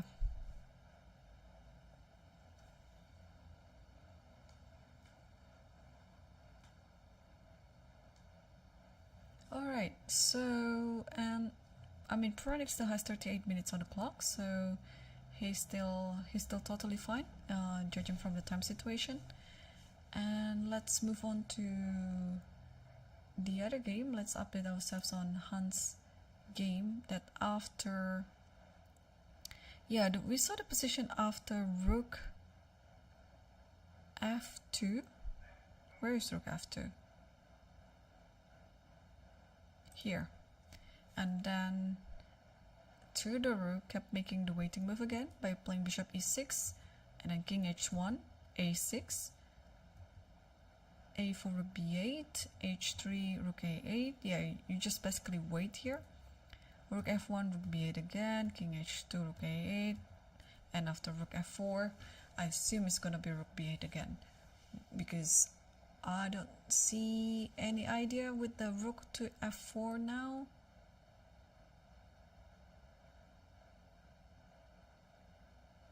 Yeah, you don't want to commit playing a5 here, because then this knight will be able to occupy these squares.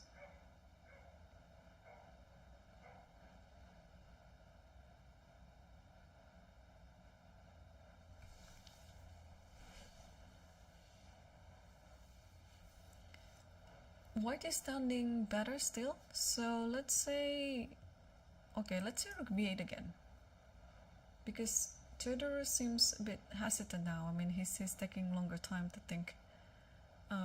If he realized that he can only play the waiting moves, then he would have done this immediately, unless Hans has some hidden idea behind rook f4. Oh, I see.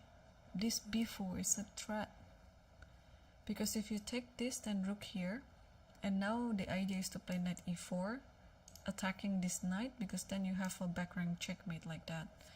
Wow, okay, so we finally figure out what is the idea. Also, at the same time, I was talking about earlier that if you want to stop b4 and then you play a5 here, then this knight will maneuver to here, here, and then you have all these options to play knight b5 or knight d5, and then whenever this pawn moves, then you can put your rook on d6. So you are forcing your opponent to make a sequence of weaknesses, which is not pleasant, of course.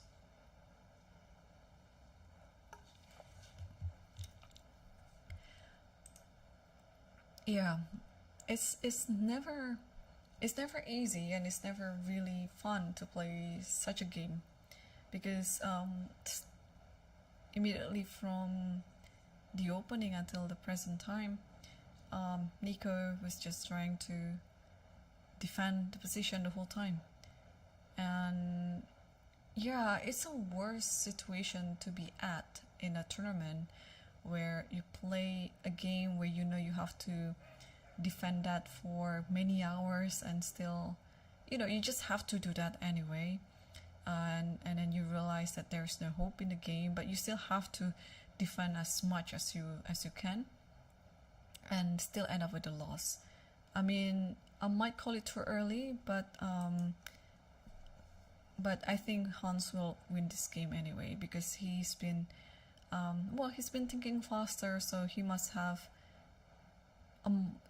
more time on the clock right now, and he's taking all the initiatives in this game, while Black was just waiting and not really making any ideas. So rook b8 is already on the board. We shall see whether this idea with b4 takes and then rook here will happen. I think at the very least b4 will happen now. Black is not necessary to take it immediately, because you don't want to walk into this rook d4 and then having this back rank mate idea. So maybe after b4 you can force it by playing a5. So and this is nice, because but okay, this also gives like lots of weaknesses in the pawn structure. Yeah, let's say I take, and then now comes knight b3 and attacking this one. Like, how are you going to defend that? because whenever the rook moves something like this, you can totally take this. You don't have to be worried about that. Takes, let's say here. Where does this go? Like, let's say here, and then you still have this idea again, and then rook is coming. So I'm pretty sure b4 will happen either now or later. But if it happens later, it means Hans is just going to prepare b4 anyway.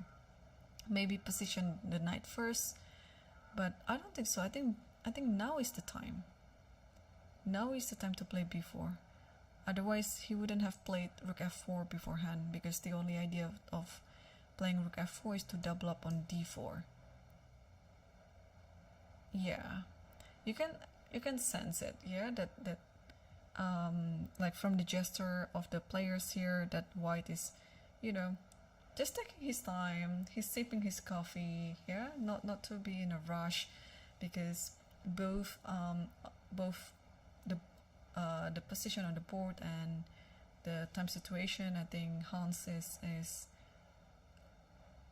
the one who is controlling the game. While we are waiting for Hans to make his move, let me see the updates of other games.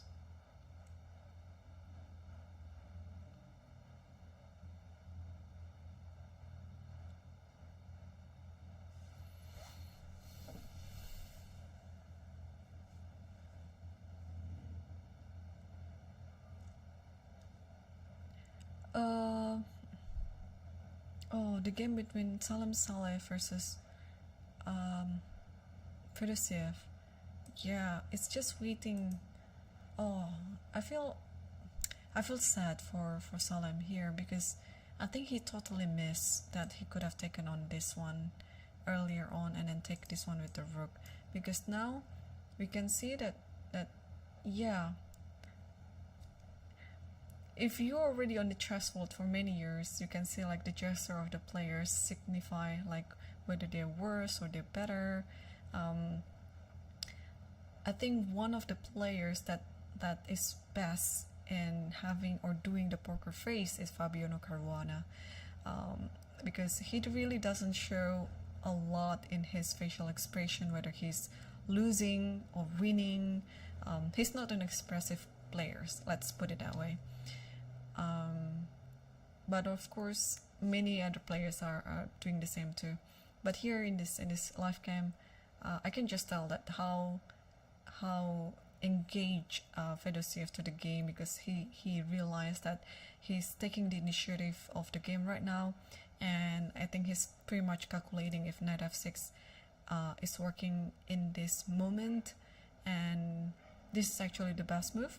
He's still thinking, this hasn't happened yet, but if knight f6 happen, I think you really have to take it. Okay, you can take it with the rook, we will see it later. But if you take it with the pawn, then things like this will happen, and you have to take it again, and like this, and like this, and like this.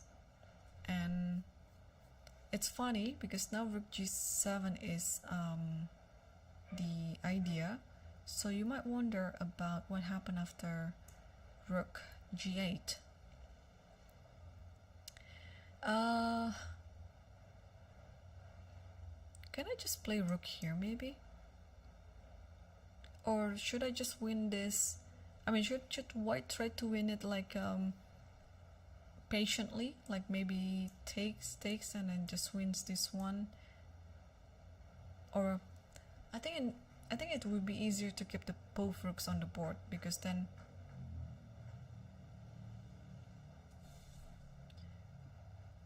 you're just attacking that pawn. Yeah, like for example like this.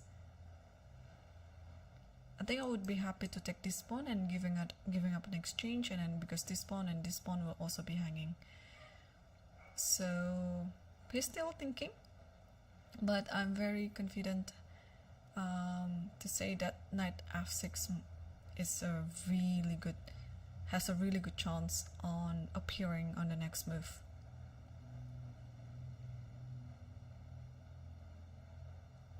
Alright, so let's come back to Han's game, and he hasn't. No, he's being very patient. He didn't play before immediately. Is it a good idea though to play before in this position? I was just trying to check, or maybe I'm a bit rushing it. Like this one, bishop f5. Yeah, I forgot that there is bishop f5, and this one is not possible. And you have to step away like this, and then play like this. Maybe even this position looks fine for black, but there is a better move of knight f6. All right, so yeah, I mean, good call by Hans. He didn't rush into things, and he played rook f2 again. I believe he's making his opponent quite confused right now, because obviously black can just try to repeat the moves again by playing rook a8. But what is the idea? Because rook f2 is already done here, yeah? And then after some moves like that, rook f2 happens again.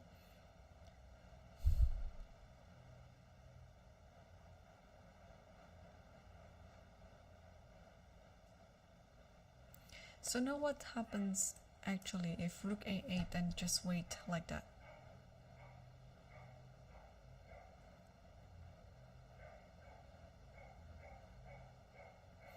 Is it just like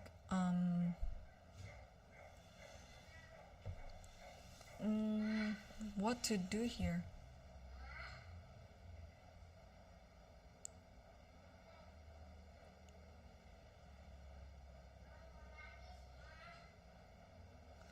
Yeah, what to do here? Not too sure.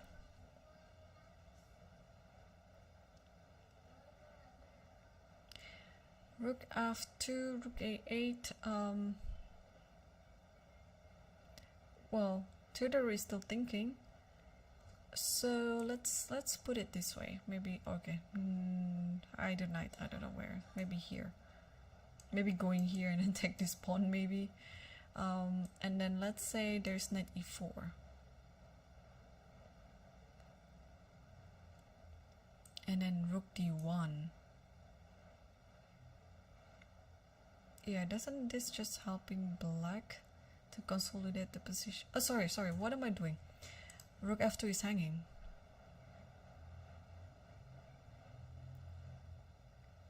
So let's say I played this, and you have to come back, yeah? Or maybe that was the idea, that eventually you have to set up again. Tricky.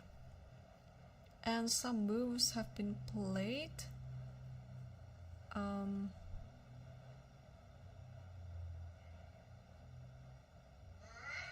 I'm just waiting for it to appear. Okay, rook a8 is on the board. Is it knight f1? Oh no, Hans is still thinking.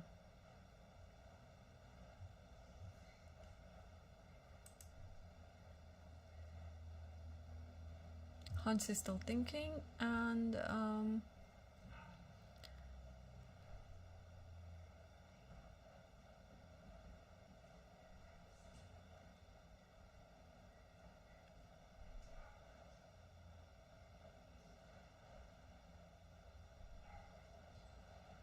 yeah. Oh, and at the same time I was just checking other games, and instead of knight f6, we're just going to switch on the second board. Instead of knight f6, for those who have played queen h3, which also a preparation of knight f6. Wow, I didn't see this move. And also, additionally, I don't know whether this is a good idea or not. Additionally, this might be it. Bishop c5 with the discovery to bishop d3, and also you're attacking the rook on f8. So nice, a really nice move. So let's say you play king here, and knight f6, and you're actually threatening a checkmate in 2 moves, and you have to take, so let's say like that, and then now everything is under attack. You cannot take this because it's a checkmate. You cannot play queen f7 because of rook g7. So you have to take on e4. But I think after rook g6, then after rook g6 is fine. Alright, so this position, again, there's always bishop h6 with the idea of bishop g7.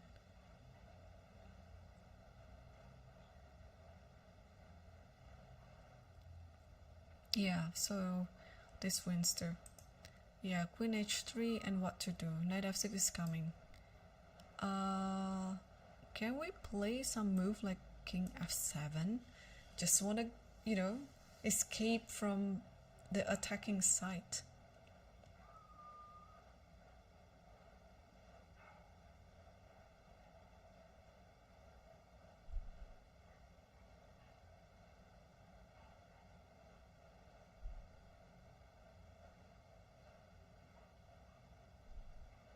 Oh, we can see it from the live cam, yeah. It's heartbroken to see any of players,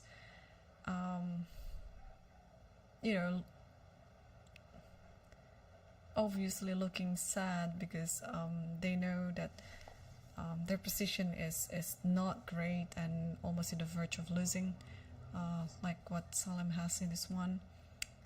He's been playing very well though. It's just like one move that he literally missed, like which one to take. He was faced with two options, to take the knight or to take the bishop, and he chose the wrong one. And now whatever you do, it looks like black is just losing. So okay, let's see if king f7 is gonna play out. Oh, there is this one. Then yeah, it's attacking this and this at the same time. So white will just win a piece then. I mean, all these ideas with the rook, with the pawn, doesn't seem to touch the king at all. White's king is very safe. Yeah, so now if after this, and now it's a fork. Also, additionally, you have this check, or whenever the queen moves, there is this check, so many things. So I don't think king f7 is the move here.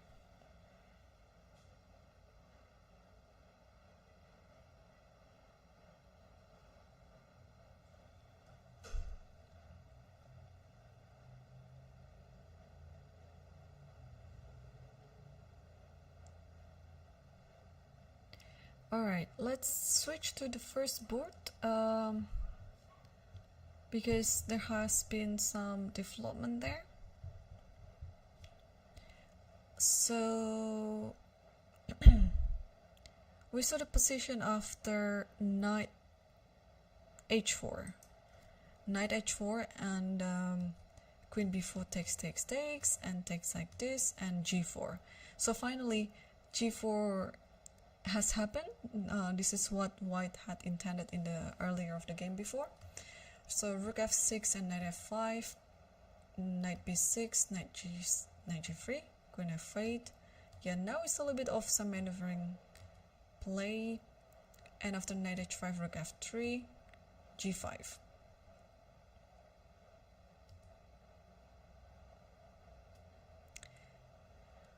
So in hindsight, I think you have to take on g5 anyway, like this, and after rook takes g5, maybe you want to cover this one by playing rook a7. I believe the position is still fine for black despite having all this sort of attack on g7, but I think everything is under control.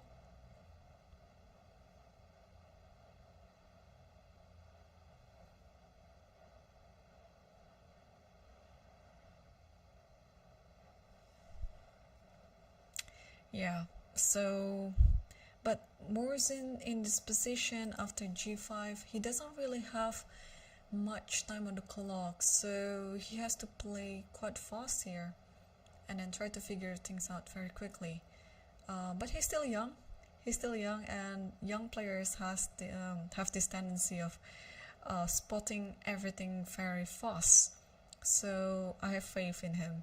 So if not h takes g5, what could be done then?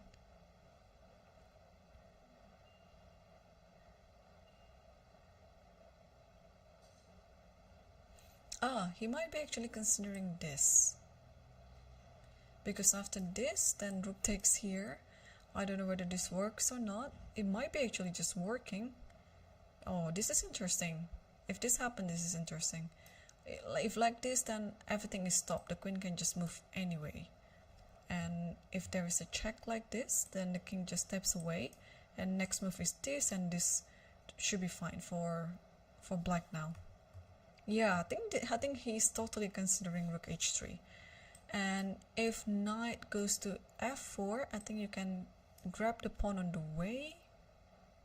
But he didn't do that. He did something else. He played queen f7. A very tricky move too. Yeah, hitting the knight again.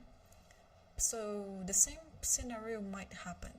If this was taken, then you can just take on the knight. Then after this, then you can step away. Where to go? Here maybe? And there's almost nothing in White's position. So after queen f7, then if knight goes back to here, then maybe it's time for black to do something. Maybe close up the position by playing h5.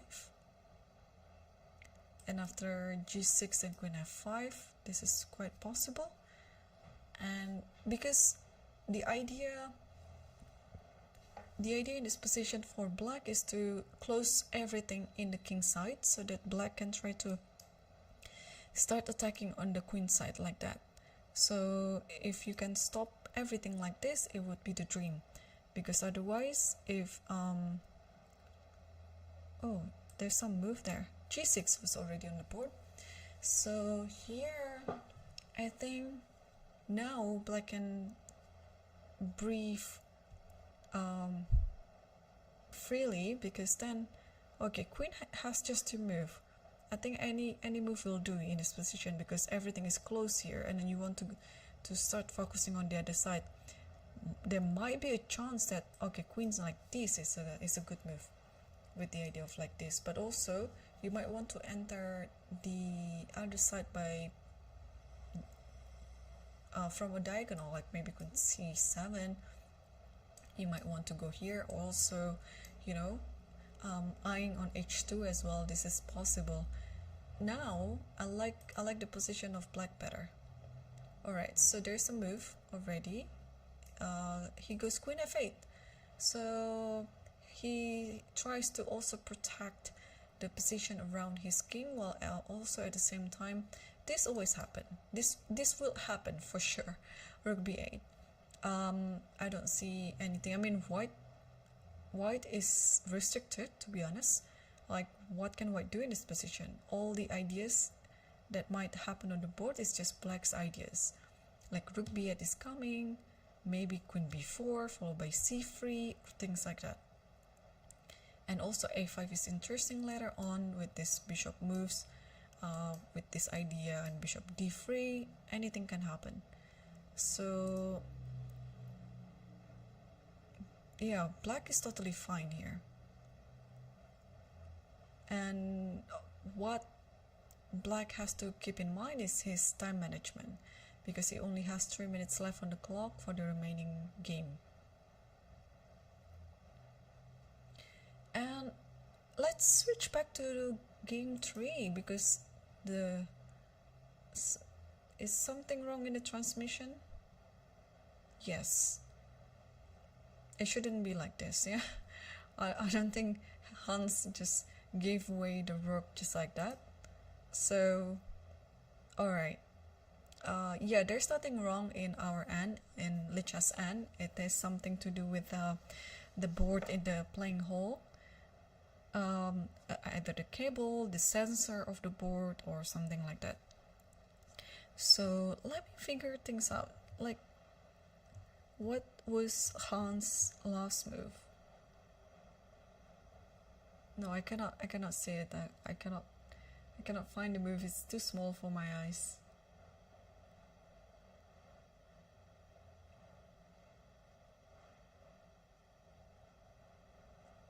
It's definitely not rook d8.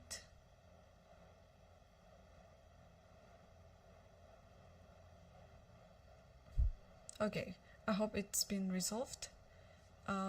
But let's switch to the other game because we are entering a critical moment of many games here. Ooh, what's happening? So Queen h3 was the last move that we saw, and Salim tried to just sacrifice, and we can see the smile on his face. Okay, I don't know what was going on. Let's see the moves. So rook takes b3, and so white accepted the sacrifice, and then rook a8, king d1, takes on h5, another sacrifice again, check here. So of course you have to play bishop c1 in this position. That's the only move. And Salim just played something again, and what's going on? Takes, and then you have to take, and then check here. I think this is the position that he has in mind, and you have to go here, check, something like this. Is it what happened really? But this is winning for Salim, no?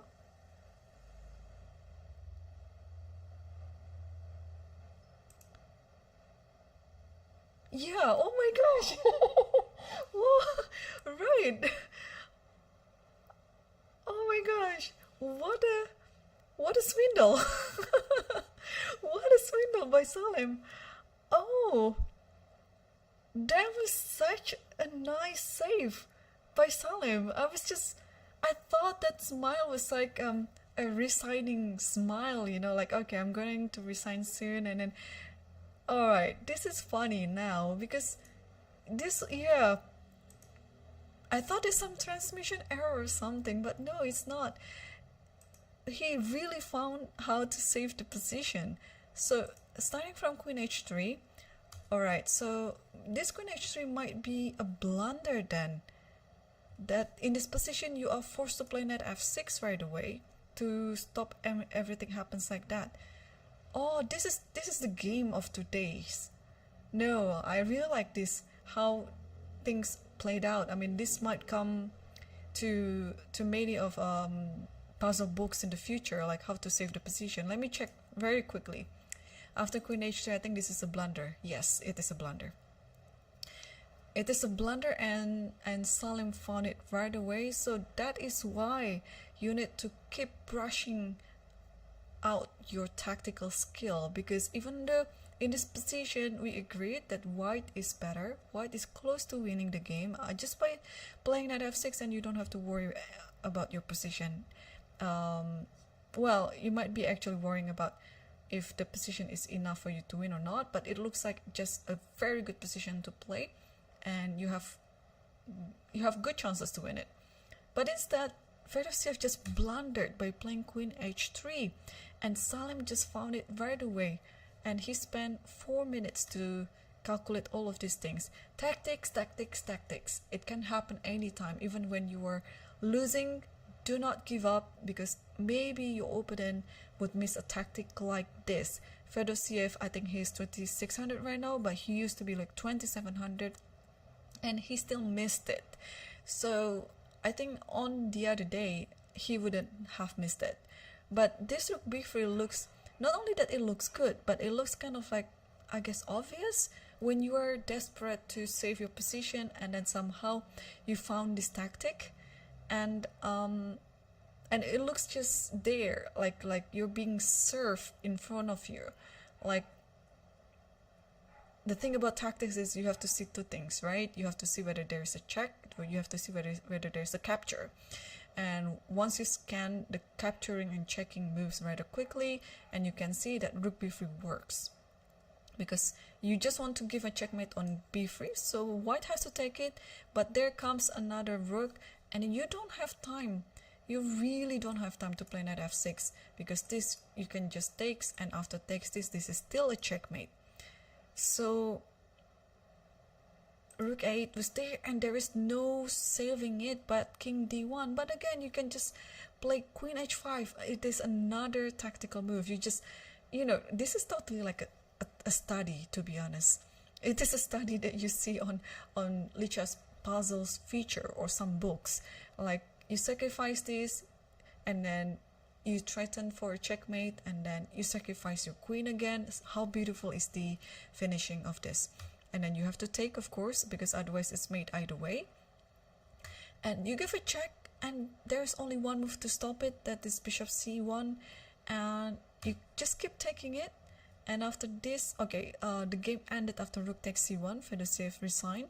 But if we keep continuing the game, then king takes c1, and then you just keep going with your calculation, with all these checks and capturing whenever it is possible. Please prioritize those two type of moves, checking and capturing, because it worked wonderfully in this game. So if bishop f4, only move is king d1, then you can just keep pushing this pawn c2. Only move is king e1, and then when you promote your pawn as a queen, only move is now king f2. And now it's just, I think it's made in, let me check, made in how many moves? It should be made somewhere. Made in 2 or made in 3. Like, for example, check here and then check here. Yeah, you should be just resigning somewhat soon. Maybe like this, and I just don't know where is the best way to give a checkmate. Is there any better way? Let me see. So king f2, of course, is the move. And now, oh, okay, at the very least you have this queen here, and then bishop here, wins the queen with a check. So because after the king goes here, let's say, okay, it's a check. Okay, we don't need to find the checkmate. This is enough to win, more than enough to win. So wow, well done again for Salem. I thought he was going to lose this game, but he found the saving move and then won the game in such a fashion. It's wonderful. All right, so congratulations, and he will come tomorrow as one of the leaders, because the rest of the top boards, they're still playing, and we're just going to see who is going to win. And the winner, yeah, only the winner I think can be paired up against Salem. All right, let's update ourselves on the first board, and looks like the young guy Murzin is in control of this game. I mean, just take a look at this bishop ready to join the party. So queen f7 was the last move, queen f8, and then king a1, a5 first, b3, bishop a6, rook b1, and then queen d6. And this is the current position right now. So black is trying to attack both left and right, because in this position you cannot really take c4, otherwise you'll help the okay. I take back my words, but isn't it just better for black right now if you take it? Or maybe there's some idea with, okay, so you have to take on g6, because let me show you. If black takes c4, I think this is what Tabatabai had in mind, to play rook b7 and attacking g7. So he wanted to create some counter play like that. But Murzin was very attentive, and after taking on c4, he didn't take c4 back. Instead, he took on g6. But now, after knight f4, I think it is possible that we might see some sacrifice on f4 like this. Taking like this, and then this. I'm still very confident that this position is better for black, even though black is in exchange down. And I just can see from the live cam that Murzin took on f4. Yeah, and I guess this is the best move. You have to take it, and coming up position like this, only black can win this position. The king is very isolated on the corner. This pawn will pose as a long-term weakness. Just imagine the position after queen f6 and c5, and I mean this bishop is just amazing. And well, the rook on a8 hasn't joined the party yet, but just wait until this rook is really up and running. The king can just hide on h7 if necessary, right? And yeah, this is going to be quite an upset today. But again, I might call it too early, even though black looks like it's better right now. Let's see how much better black is. Okay, 0.5. It is still safeable. Like, yeah, white is still able to save it, but we'll see. So if Murzin won, because Salim already won and both of them were playing with black pieces, we need somebody who is playing with white pieces and wins the game to play against one of them. And what just happened? So bishop takes c4 is the last move, and Tabatabai play queen c3.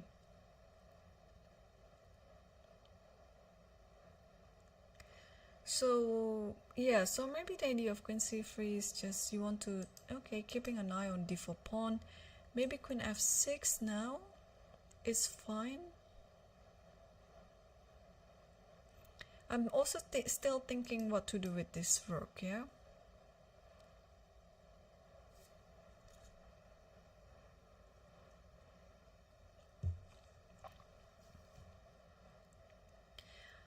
Okay, so Tabatabai is still thinking.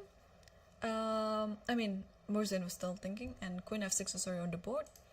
And let's switch to Hans's game if it has been resolved. Okay, so we saw this position of the rook f4 and then rook b8, king h1, rook a8 again, just waiting move like that, and then bishop c6. Very, very tricky. This might be the idea. So king h2 again, b5, rook f5, knight e6, and now at least white is gaining a pawn. Rook has to come back to g8 because there was an idea with rook h8. And now rook h6 takes this one, and then rook b8 gaining a file there, and rook d2. Oh, this position might be is okay for black now. I think white is losing control. Yeah, white was so good before. Like the position is so nice, but now I cannot see black's weaknesses anymore, because before black didn't have a very good rook. Yeah, it was just waiting and waiting. And second, the knight is tied down on g5 because otherwise the back rank mate is there. Third, the bishop was on e6 and it doesn't really have any good perspective from e6. So that's why Teodoro maneuvered it to c6. And now the rook on g6 is now free, and then it's just attacking the g file. So everything worked well for black after a few moves. I mean, I think this is the real position right now. No, black is not only totally fine, black is better. Probably close to winning as well. What is happening today? Wow, there's so many turnaround of events in many of the games, especially the top boards. I haven't really checked what's happening on the lower boards, but I'm sure they're equally interesting as well. Wow, I'm just wondering about the time situation here.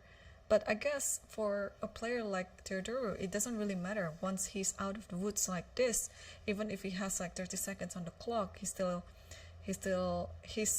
really more than able to play on the increment. Because again, he doesn't really have to think about so many things anymore here. The only thing that he needs to consider is if this one works. Because then there's knight f6, with the idea of the fork, of course. So maybe this is a good move to play, knight h5. But how to keep...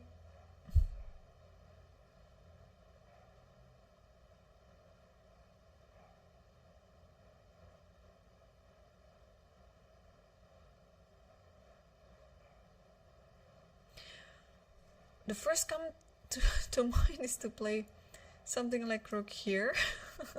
it looks ridiculous. I mean, I think you shouldn't take, but play something like this, because if you take like this, there's check here and then check here and then take this with a check, and yeah, white is just losing. So if knight h5 here, yeah, I think just play rook b2, I think should be fine. Alright, I shouldn't be too fancy. Yeah, knight h5 is on the board. Yeah, I don't see any other move, so that's why knight h5 is a natural move to make anyway. If you want to keep looking for an attacking move, then knight h5 is the move. And now, how to handle this check on f6n?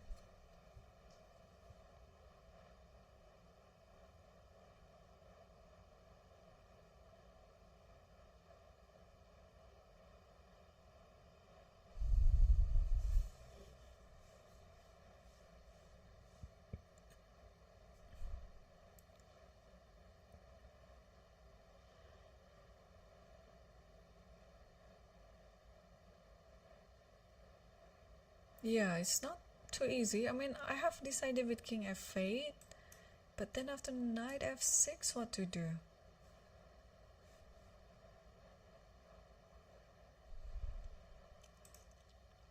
What else can be done here? Oh, my mistake. My mistake. Yeah, because of this knight h6 as knight h5, I didn't see this idea before. Yeah, now I don't know what to do. Yeah, I might call it too early again. Like, if there is no knight h5, of course the position is okay for black. But after knight h5, now it changes my evaluation a lot. I couldn't find anything after knight h5. King f8 is on the board, but what's after knight f6? Because if you move your rook like this, then there's this check.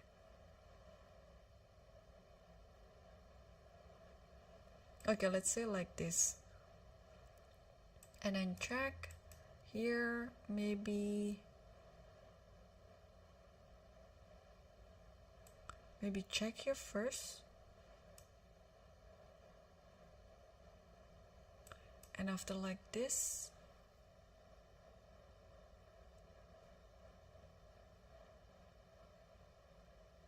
what about this actually? Check this. Ooh, the king is being hunted. So what happened was rook f2. Very nice. Yeah, how to save this knight now? Additionally, you always have this knight f6. Okay, if you play knight d4, which looks like the normal move to make,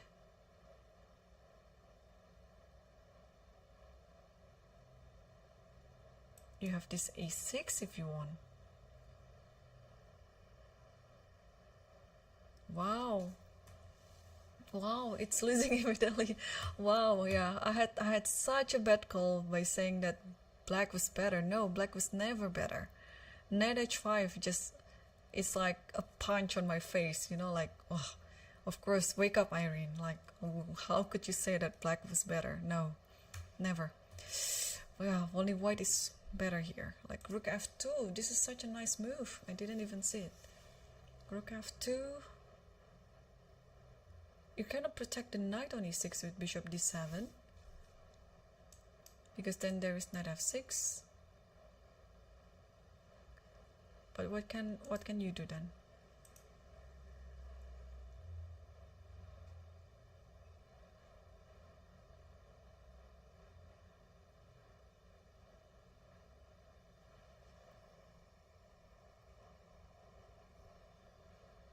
What was the move? Rook f1. Okay. Rook f1. was played by Theodore. Okay, so the idea is simple. Yeah, if you take this, then okay, takes this here. I don't think it's winning, is it? Like, let's say you go here, here, or maybe you are. Then after this, and then you're hitting both of these pawns. So okay, of course, Hans will not take the rook, but what can he do in this position?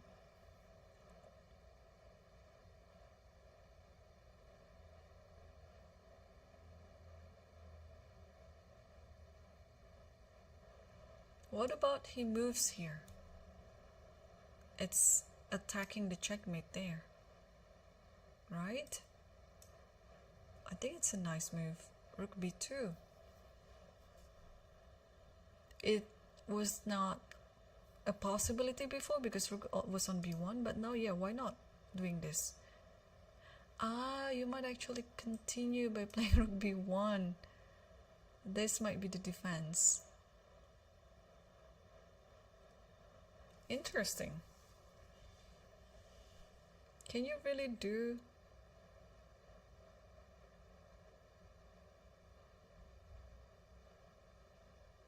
Then this might be just not winning, but maybe drawn if you take this. Like, check here, here.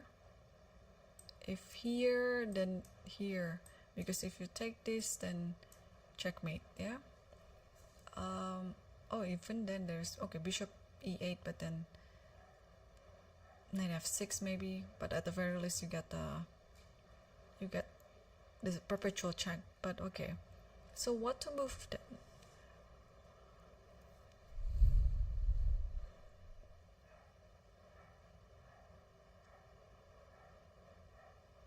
Wait, is this mate by force?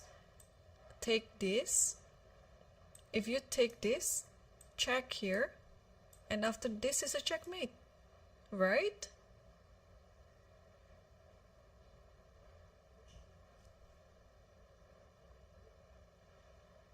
Oh no, it's not a checkmate. What am I doing? But it might... Oh my gosh, I'm so off today. I'm getting so tired.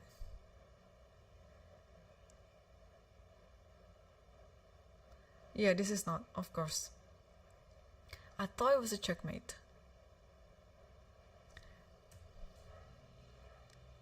Alright. Takes... Yeah, it's not. Oof.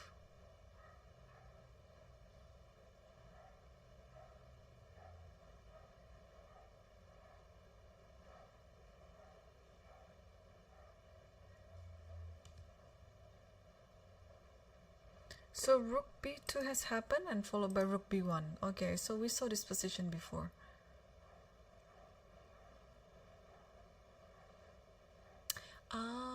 Is it now then the time to take? You cannot take this because of that checkmate that I showed you before, but now the rook is not on f1, so you cannot take this. So after rook takes e6, if you take the rook on e6, then I'll have this. Yes. Okay. No. Still no. Rook b. All right. Rook takes g2. No. This is still not. This is still not done yet. Oh my gosh. Then it has to be a check here then. And after here, give a check here. Yeah. If you move elsewhere, not here, here or here, then this is just a piece up. But then if you move here, I think you just win in the endgame. You have more pawns. So is this the winning line? I mean, after taking this and this, is it enough to win this one?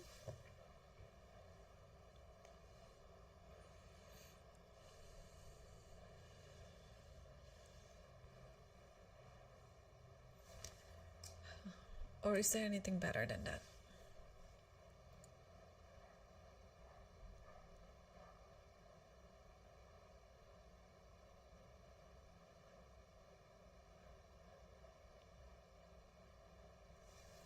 because looks like it's almost forcing, like here, here, check, and you are forced to go here, check, you go here. Alright, there's also an option not to take on the rook, but is it a better option?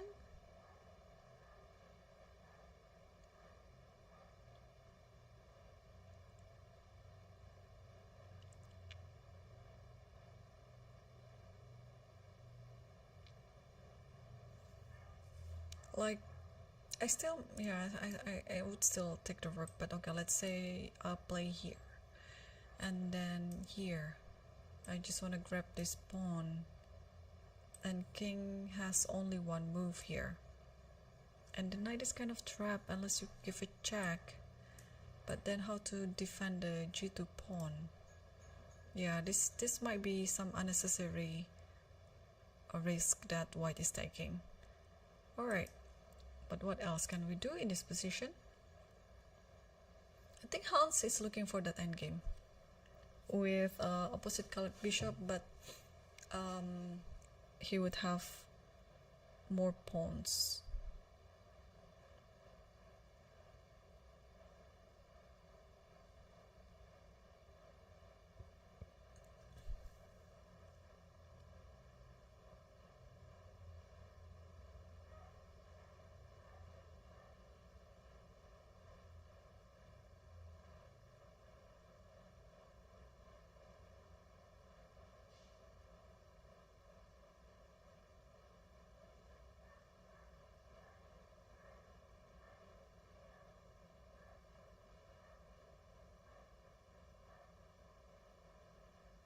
Yeah, alright, so still no moves from Hans yet. Rook b1 is still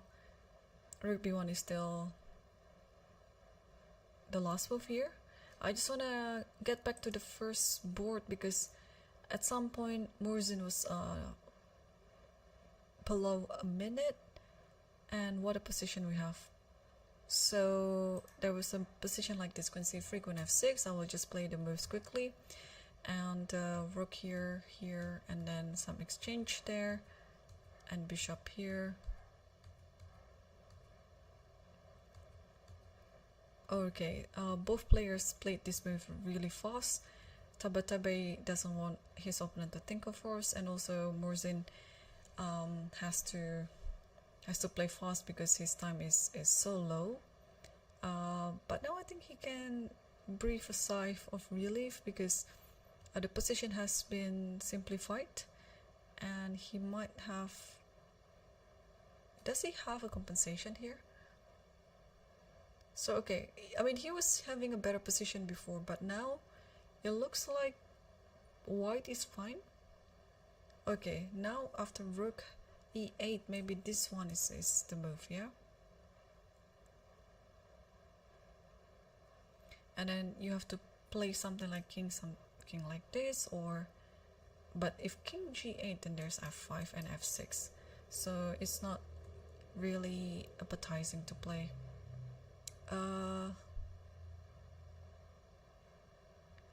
But what can you do after rook e8?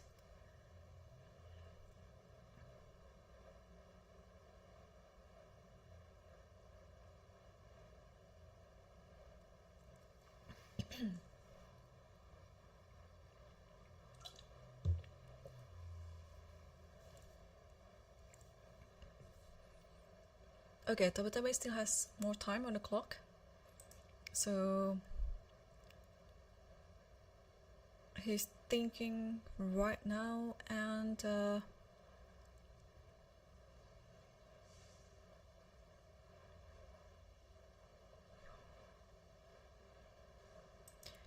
but let's take a look at Hans's game again, because after rook b1 he came back with rook f2, rook f1, and he didn't want to have any complication and takes. I mean, he still maintained his advantage, but I was just wondering if in this position rook e6 is the best move. Apparently you have to go rook e2, but what's the idea? Yeah, oh, so that it doesn't have rook e1, because then you can just take on here. So in the following position, you have to play rook d2, and then if rook d1, or eventually you have to play rook e2 anyway, something like this, and then rook e2. And after rook f1 again, then yeah, then now that f6, rook g6, oops, mouse slip there, rook g6, not g5, check here, king g7, rook g8 maybe, or I think it should be, or rook c8 in the end. Okay, it's still not too easy to win straight forward. Alright, so what happened was, after this position, takes, and yeah, Hans is still, oh, what is this? Takes? Oh, he completely missed the tactics. Oh, Theodore forgot that after this, that there is knight here, that if you take this, that it's just a mate there, like this. He thought he could have, yeah, he thought he could win back the piece, but after rook takes g2, he realized that he couldn't do that, because otherwise he wouldn't have sacrificed the bishop to g2. Maybe he was almost down on time, and he was just being very panicky, and he just you know, in a quick glance, he saw that okay, this might work, takes this, and then well, he resigned on this position, but I think his original intention was to play rook h8, but it will not happen, because after this, and checkmate. Yeah, so he totally forgot that, and he resigned, and thus making Hans the leader of the tournament again. A very big chance that he's gonna take on Salem Saleh, but also we are still waiting for the results from other boards as well. And let's see the first board again.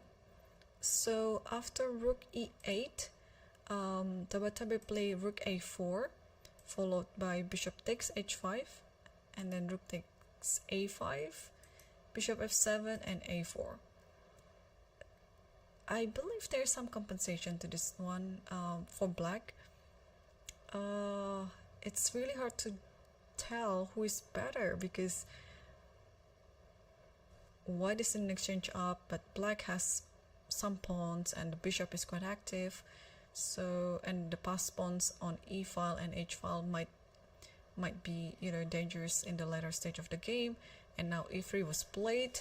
No, this is quite a critical position to be, but I think at the very end, you know, you have this rook e5, and you kind of like exchange it with this pawn, like rook a8 maybe here, and then check, and then here, and then here. So, but this position looks easier to play as black, so I don't think Tabatabai would go there.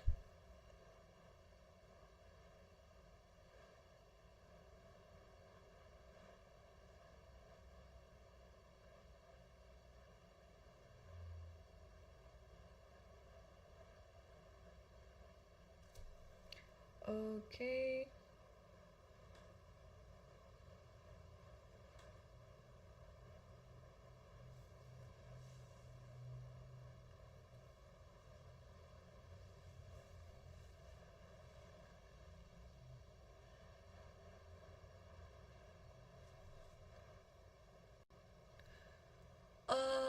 So rook e5 was indeed played, and now I'm just wondering what after rook a8 then?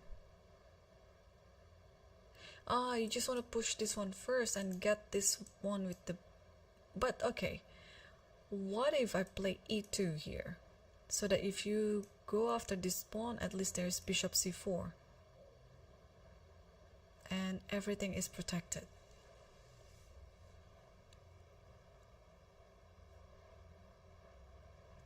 This hasn't happened yet, but I'm pretty sure... I'm pretty sure rook a8 has to be played. Or, okay, alternatively you can also play something like rook c8 or rook d8. This is also very interesting. And after this, you have this at least. Something like that. But rook 8 is quite straightforward, so this is also a very nice idea. Murzin has to play soon. He's now is under a minute on the clock.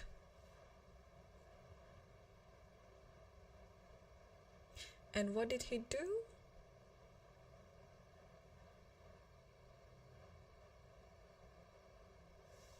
He played g5. Wow, very brave. The move didn't even cross my mind.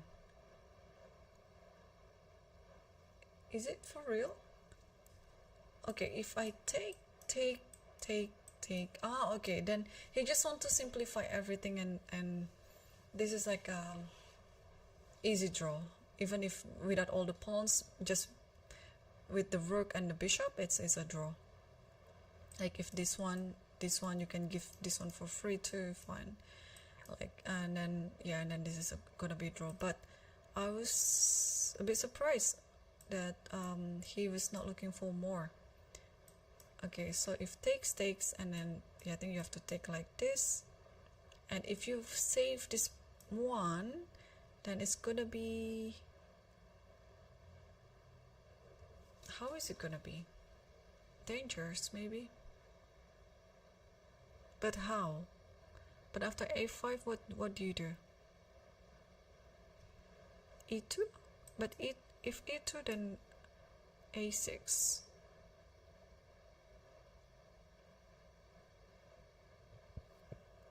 Which is still fine. You can totally stop it like this, and then yeah, and then move the king and the pawn and so on. Yeah, this is fine. So my guess is this gonna be drawn in the end.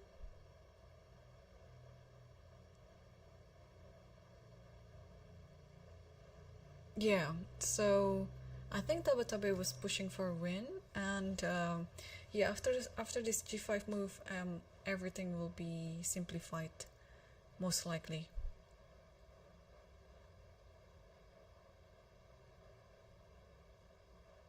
And you have to kind of accept it, because otherwise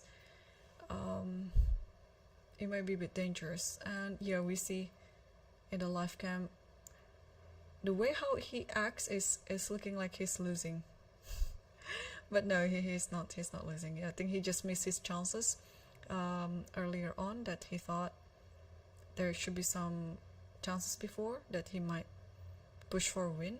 But after this g5, it's just simplification.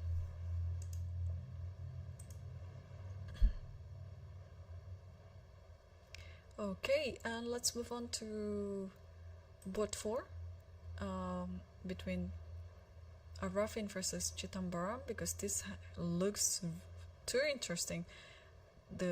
Wait, is this really what's happening? So white is just winning then?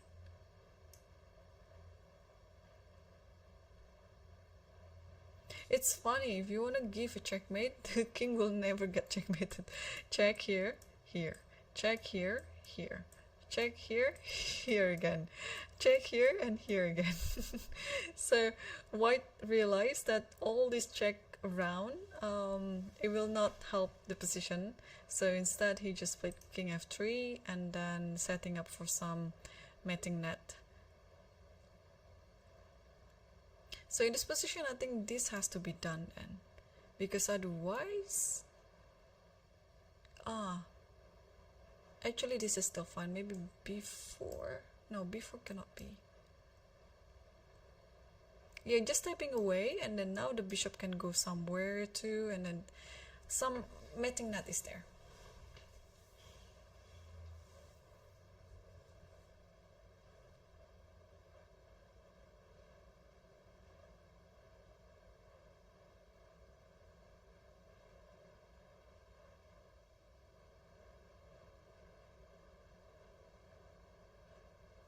Okay, so this looks like, oh, they resign. I mean, black resign and white wins. So we already have 3 decisive results and in the top 4 boards. So So the leaders, they are trying to not making any draw, but I think the first board should end up with a draw. So g5 is still on the board, and yeah, Tabatabe is still trying to figure out what to do here, whether he would accept the draw or he would play something else, but I think he has to play this, followed by this. And now it's going to be very dangerous to push f5. There's nothing, you know, there's literally no purpose of playing f5.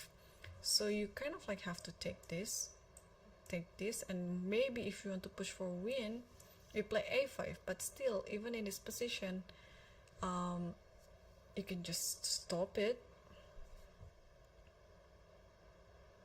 But this one has to be protected anyway.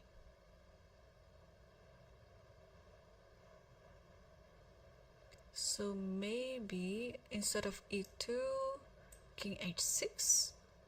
But the thing is, if king h6, then you will lose this one. So no. So you have to play e2 here, and after this you can actually play this. And yeah, this is a position that you might want to play, like this, and then go with the king like this, go with the king as well, like this. You don't have to worry because there's always a check there. Then you can also go like this, and if a7, I think, should you be worried about this? Maybe. So maybe just put the bishop on f3.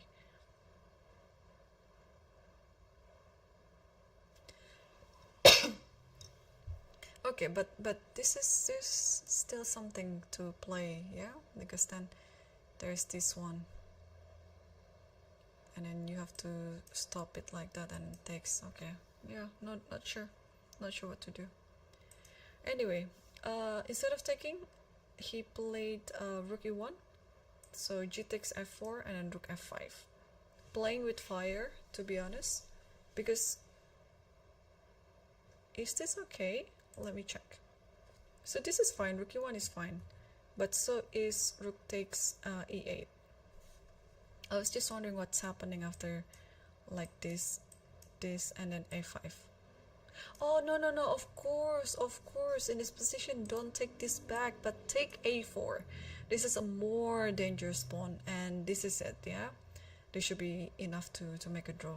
If you push this, then okay, king just g7, and then you will win this pawn. Wow, I totally missed this intermediate move of bishop takes a4. I mean, not taking the other pawn, but take the a4 pawn. So this is something that Tabatabe didn't like in his calculation. So that's why he chose to play rook e1, and after g takes f4, rook f5, and then rook e4. Just simply, wait, really happened?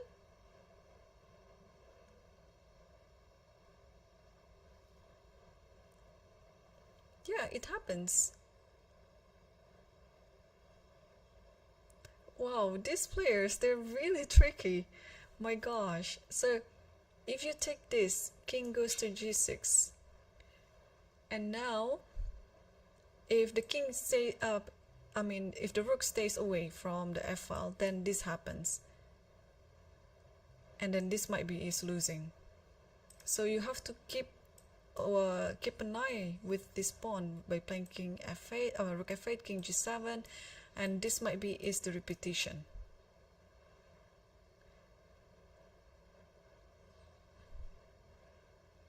Yeah, there's no better move than to repeating this sequence. But what a creative repetition, because currently black is down a rook, but the position is still totally fine due to the passed pawns on f4 and e3.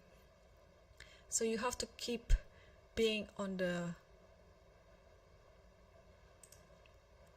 f file. Let me try again some other thing. Like if you go here, I think it's just this,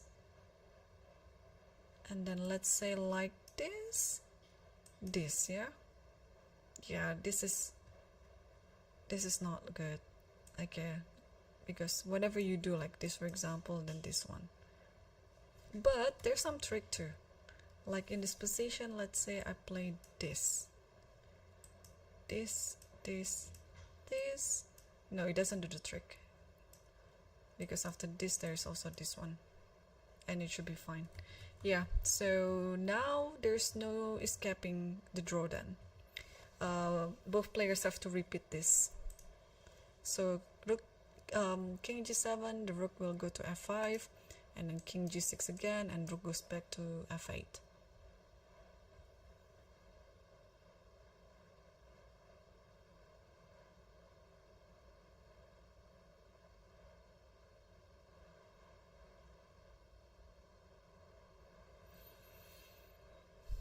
Okay. No, this is interesting. And let's, I just want to see the fifth board, which is not the leaderboard, by the way. The leaderboards are the top 4 boards, but this just look way too interesting just because of the pawn on this one. So let's just see a bit. I mean, how to evaluate this position?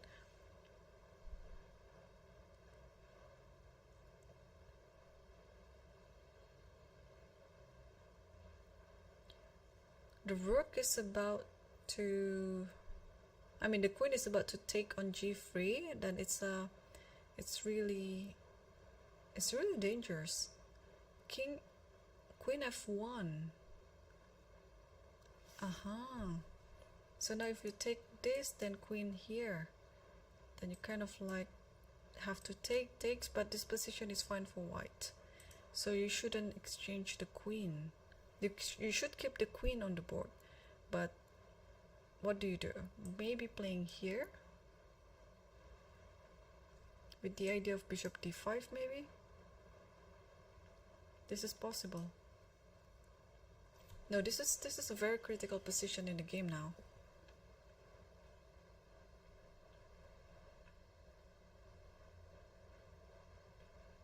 And we have a result on the on the first board. It's a draw. Players are signing their score sheet right now, and yeah, we see this repetition finally happen. Well, maybe he didn't repeat, but he's offering a draw, and it is understood by both players. Okay, and so therefore tomorrow we will have 3 leaders with perfect score, 3 out of 3. Fedosiev, Hans Niemann, and Arafin Chitambaram. We will know the pairings by tonight, and 2 of the leaders will face each other, and 1 of the leaders will have to play down put against the one who has 2.5 points. I just want to quickly update ourselves on this, and oh my gosh, Barham played the move with only 1 second left in the clock. This is totally exciting. I mean, alright, Puranik still has 5 minutes in his position, but the king looks quite exposed, and there's also some strategy that you shouldn't think too much, because otherwise it gives your opponent some time to also think about his position. But if you think a bit too fast, then you might make some mistakes. So what to do in this position? Bishop d5 is coming.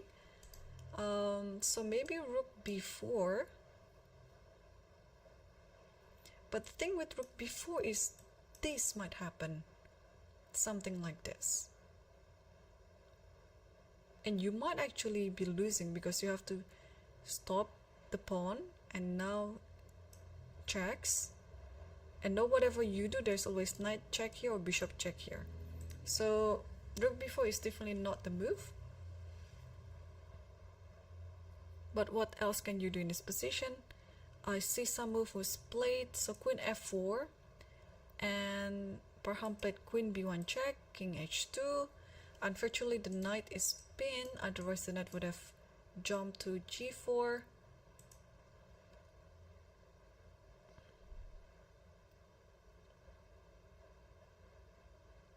Oh, is white escaping? Because queen g5 is the idea here, and it's a checkmate. So maybe at some point you have to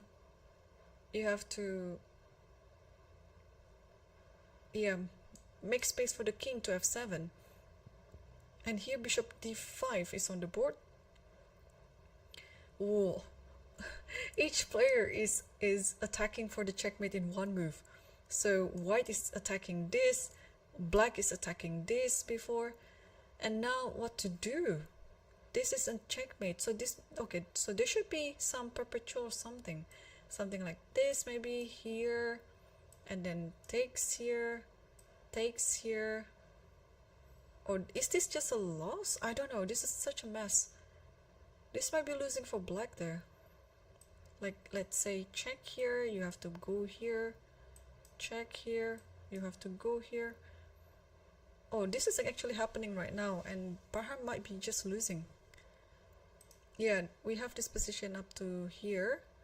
Oh, queen g8 even was already on the board. And of course, after that, king e7. And now, even after you take this, this is still fine. You don't have any checks after one move.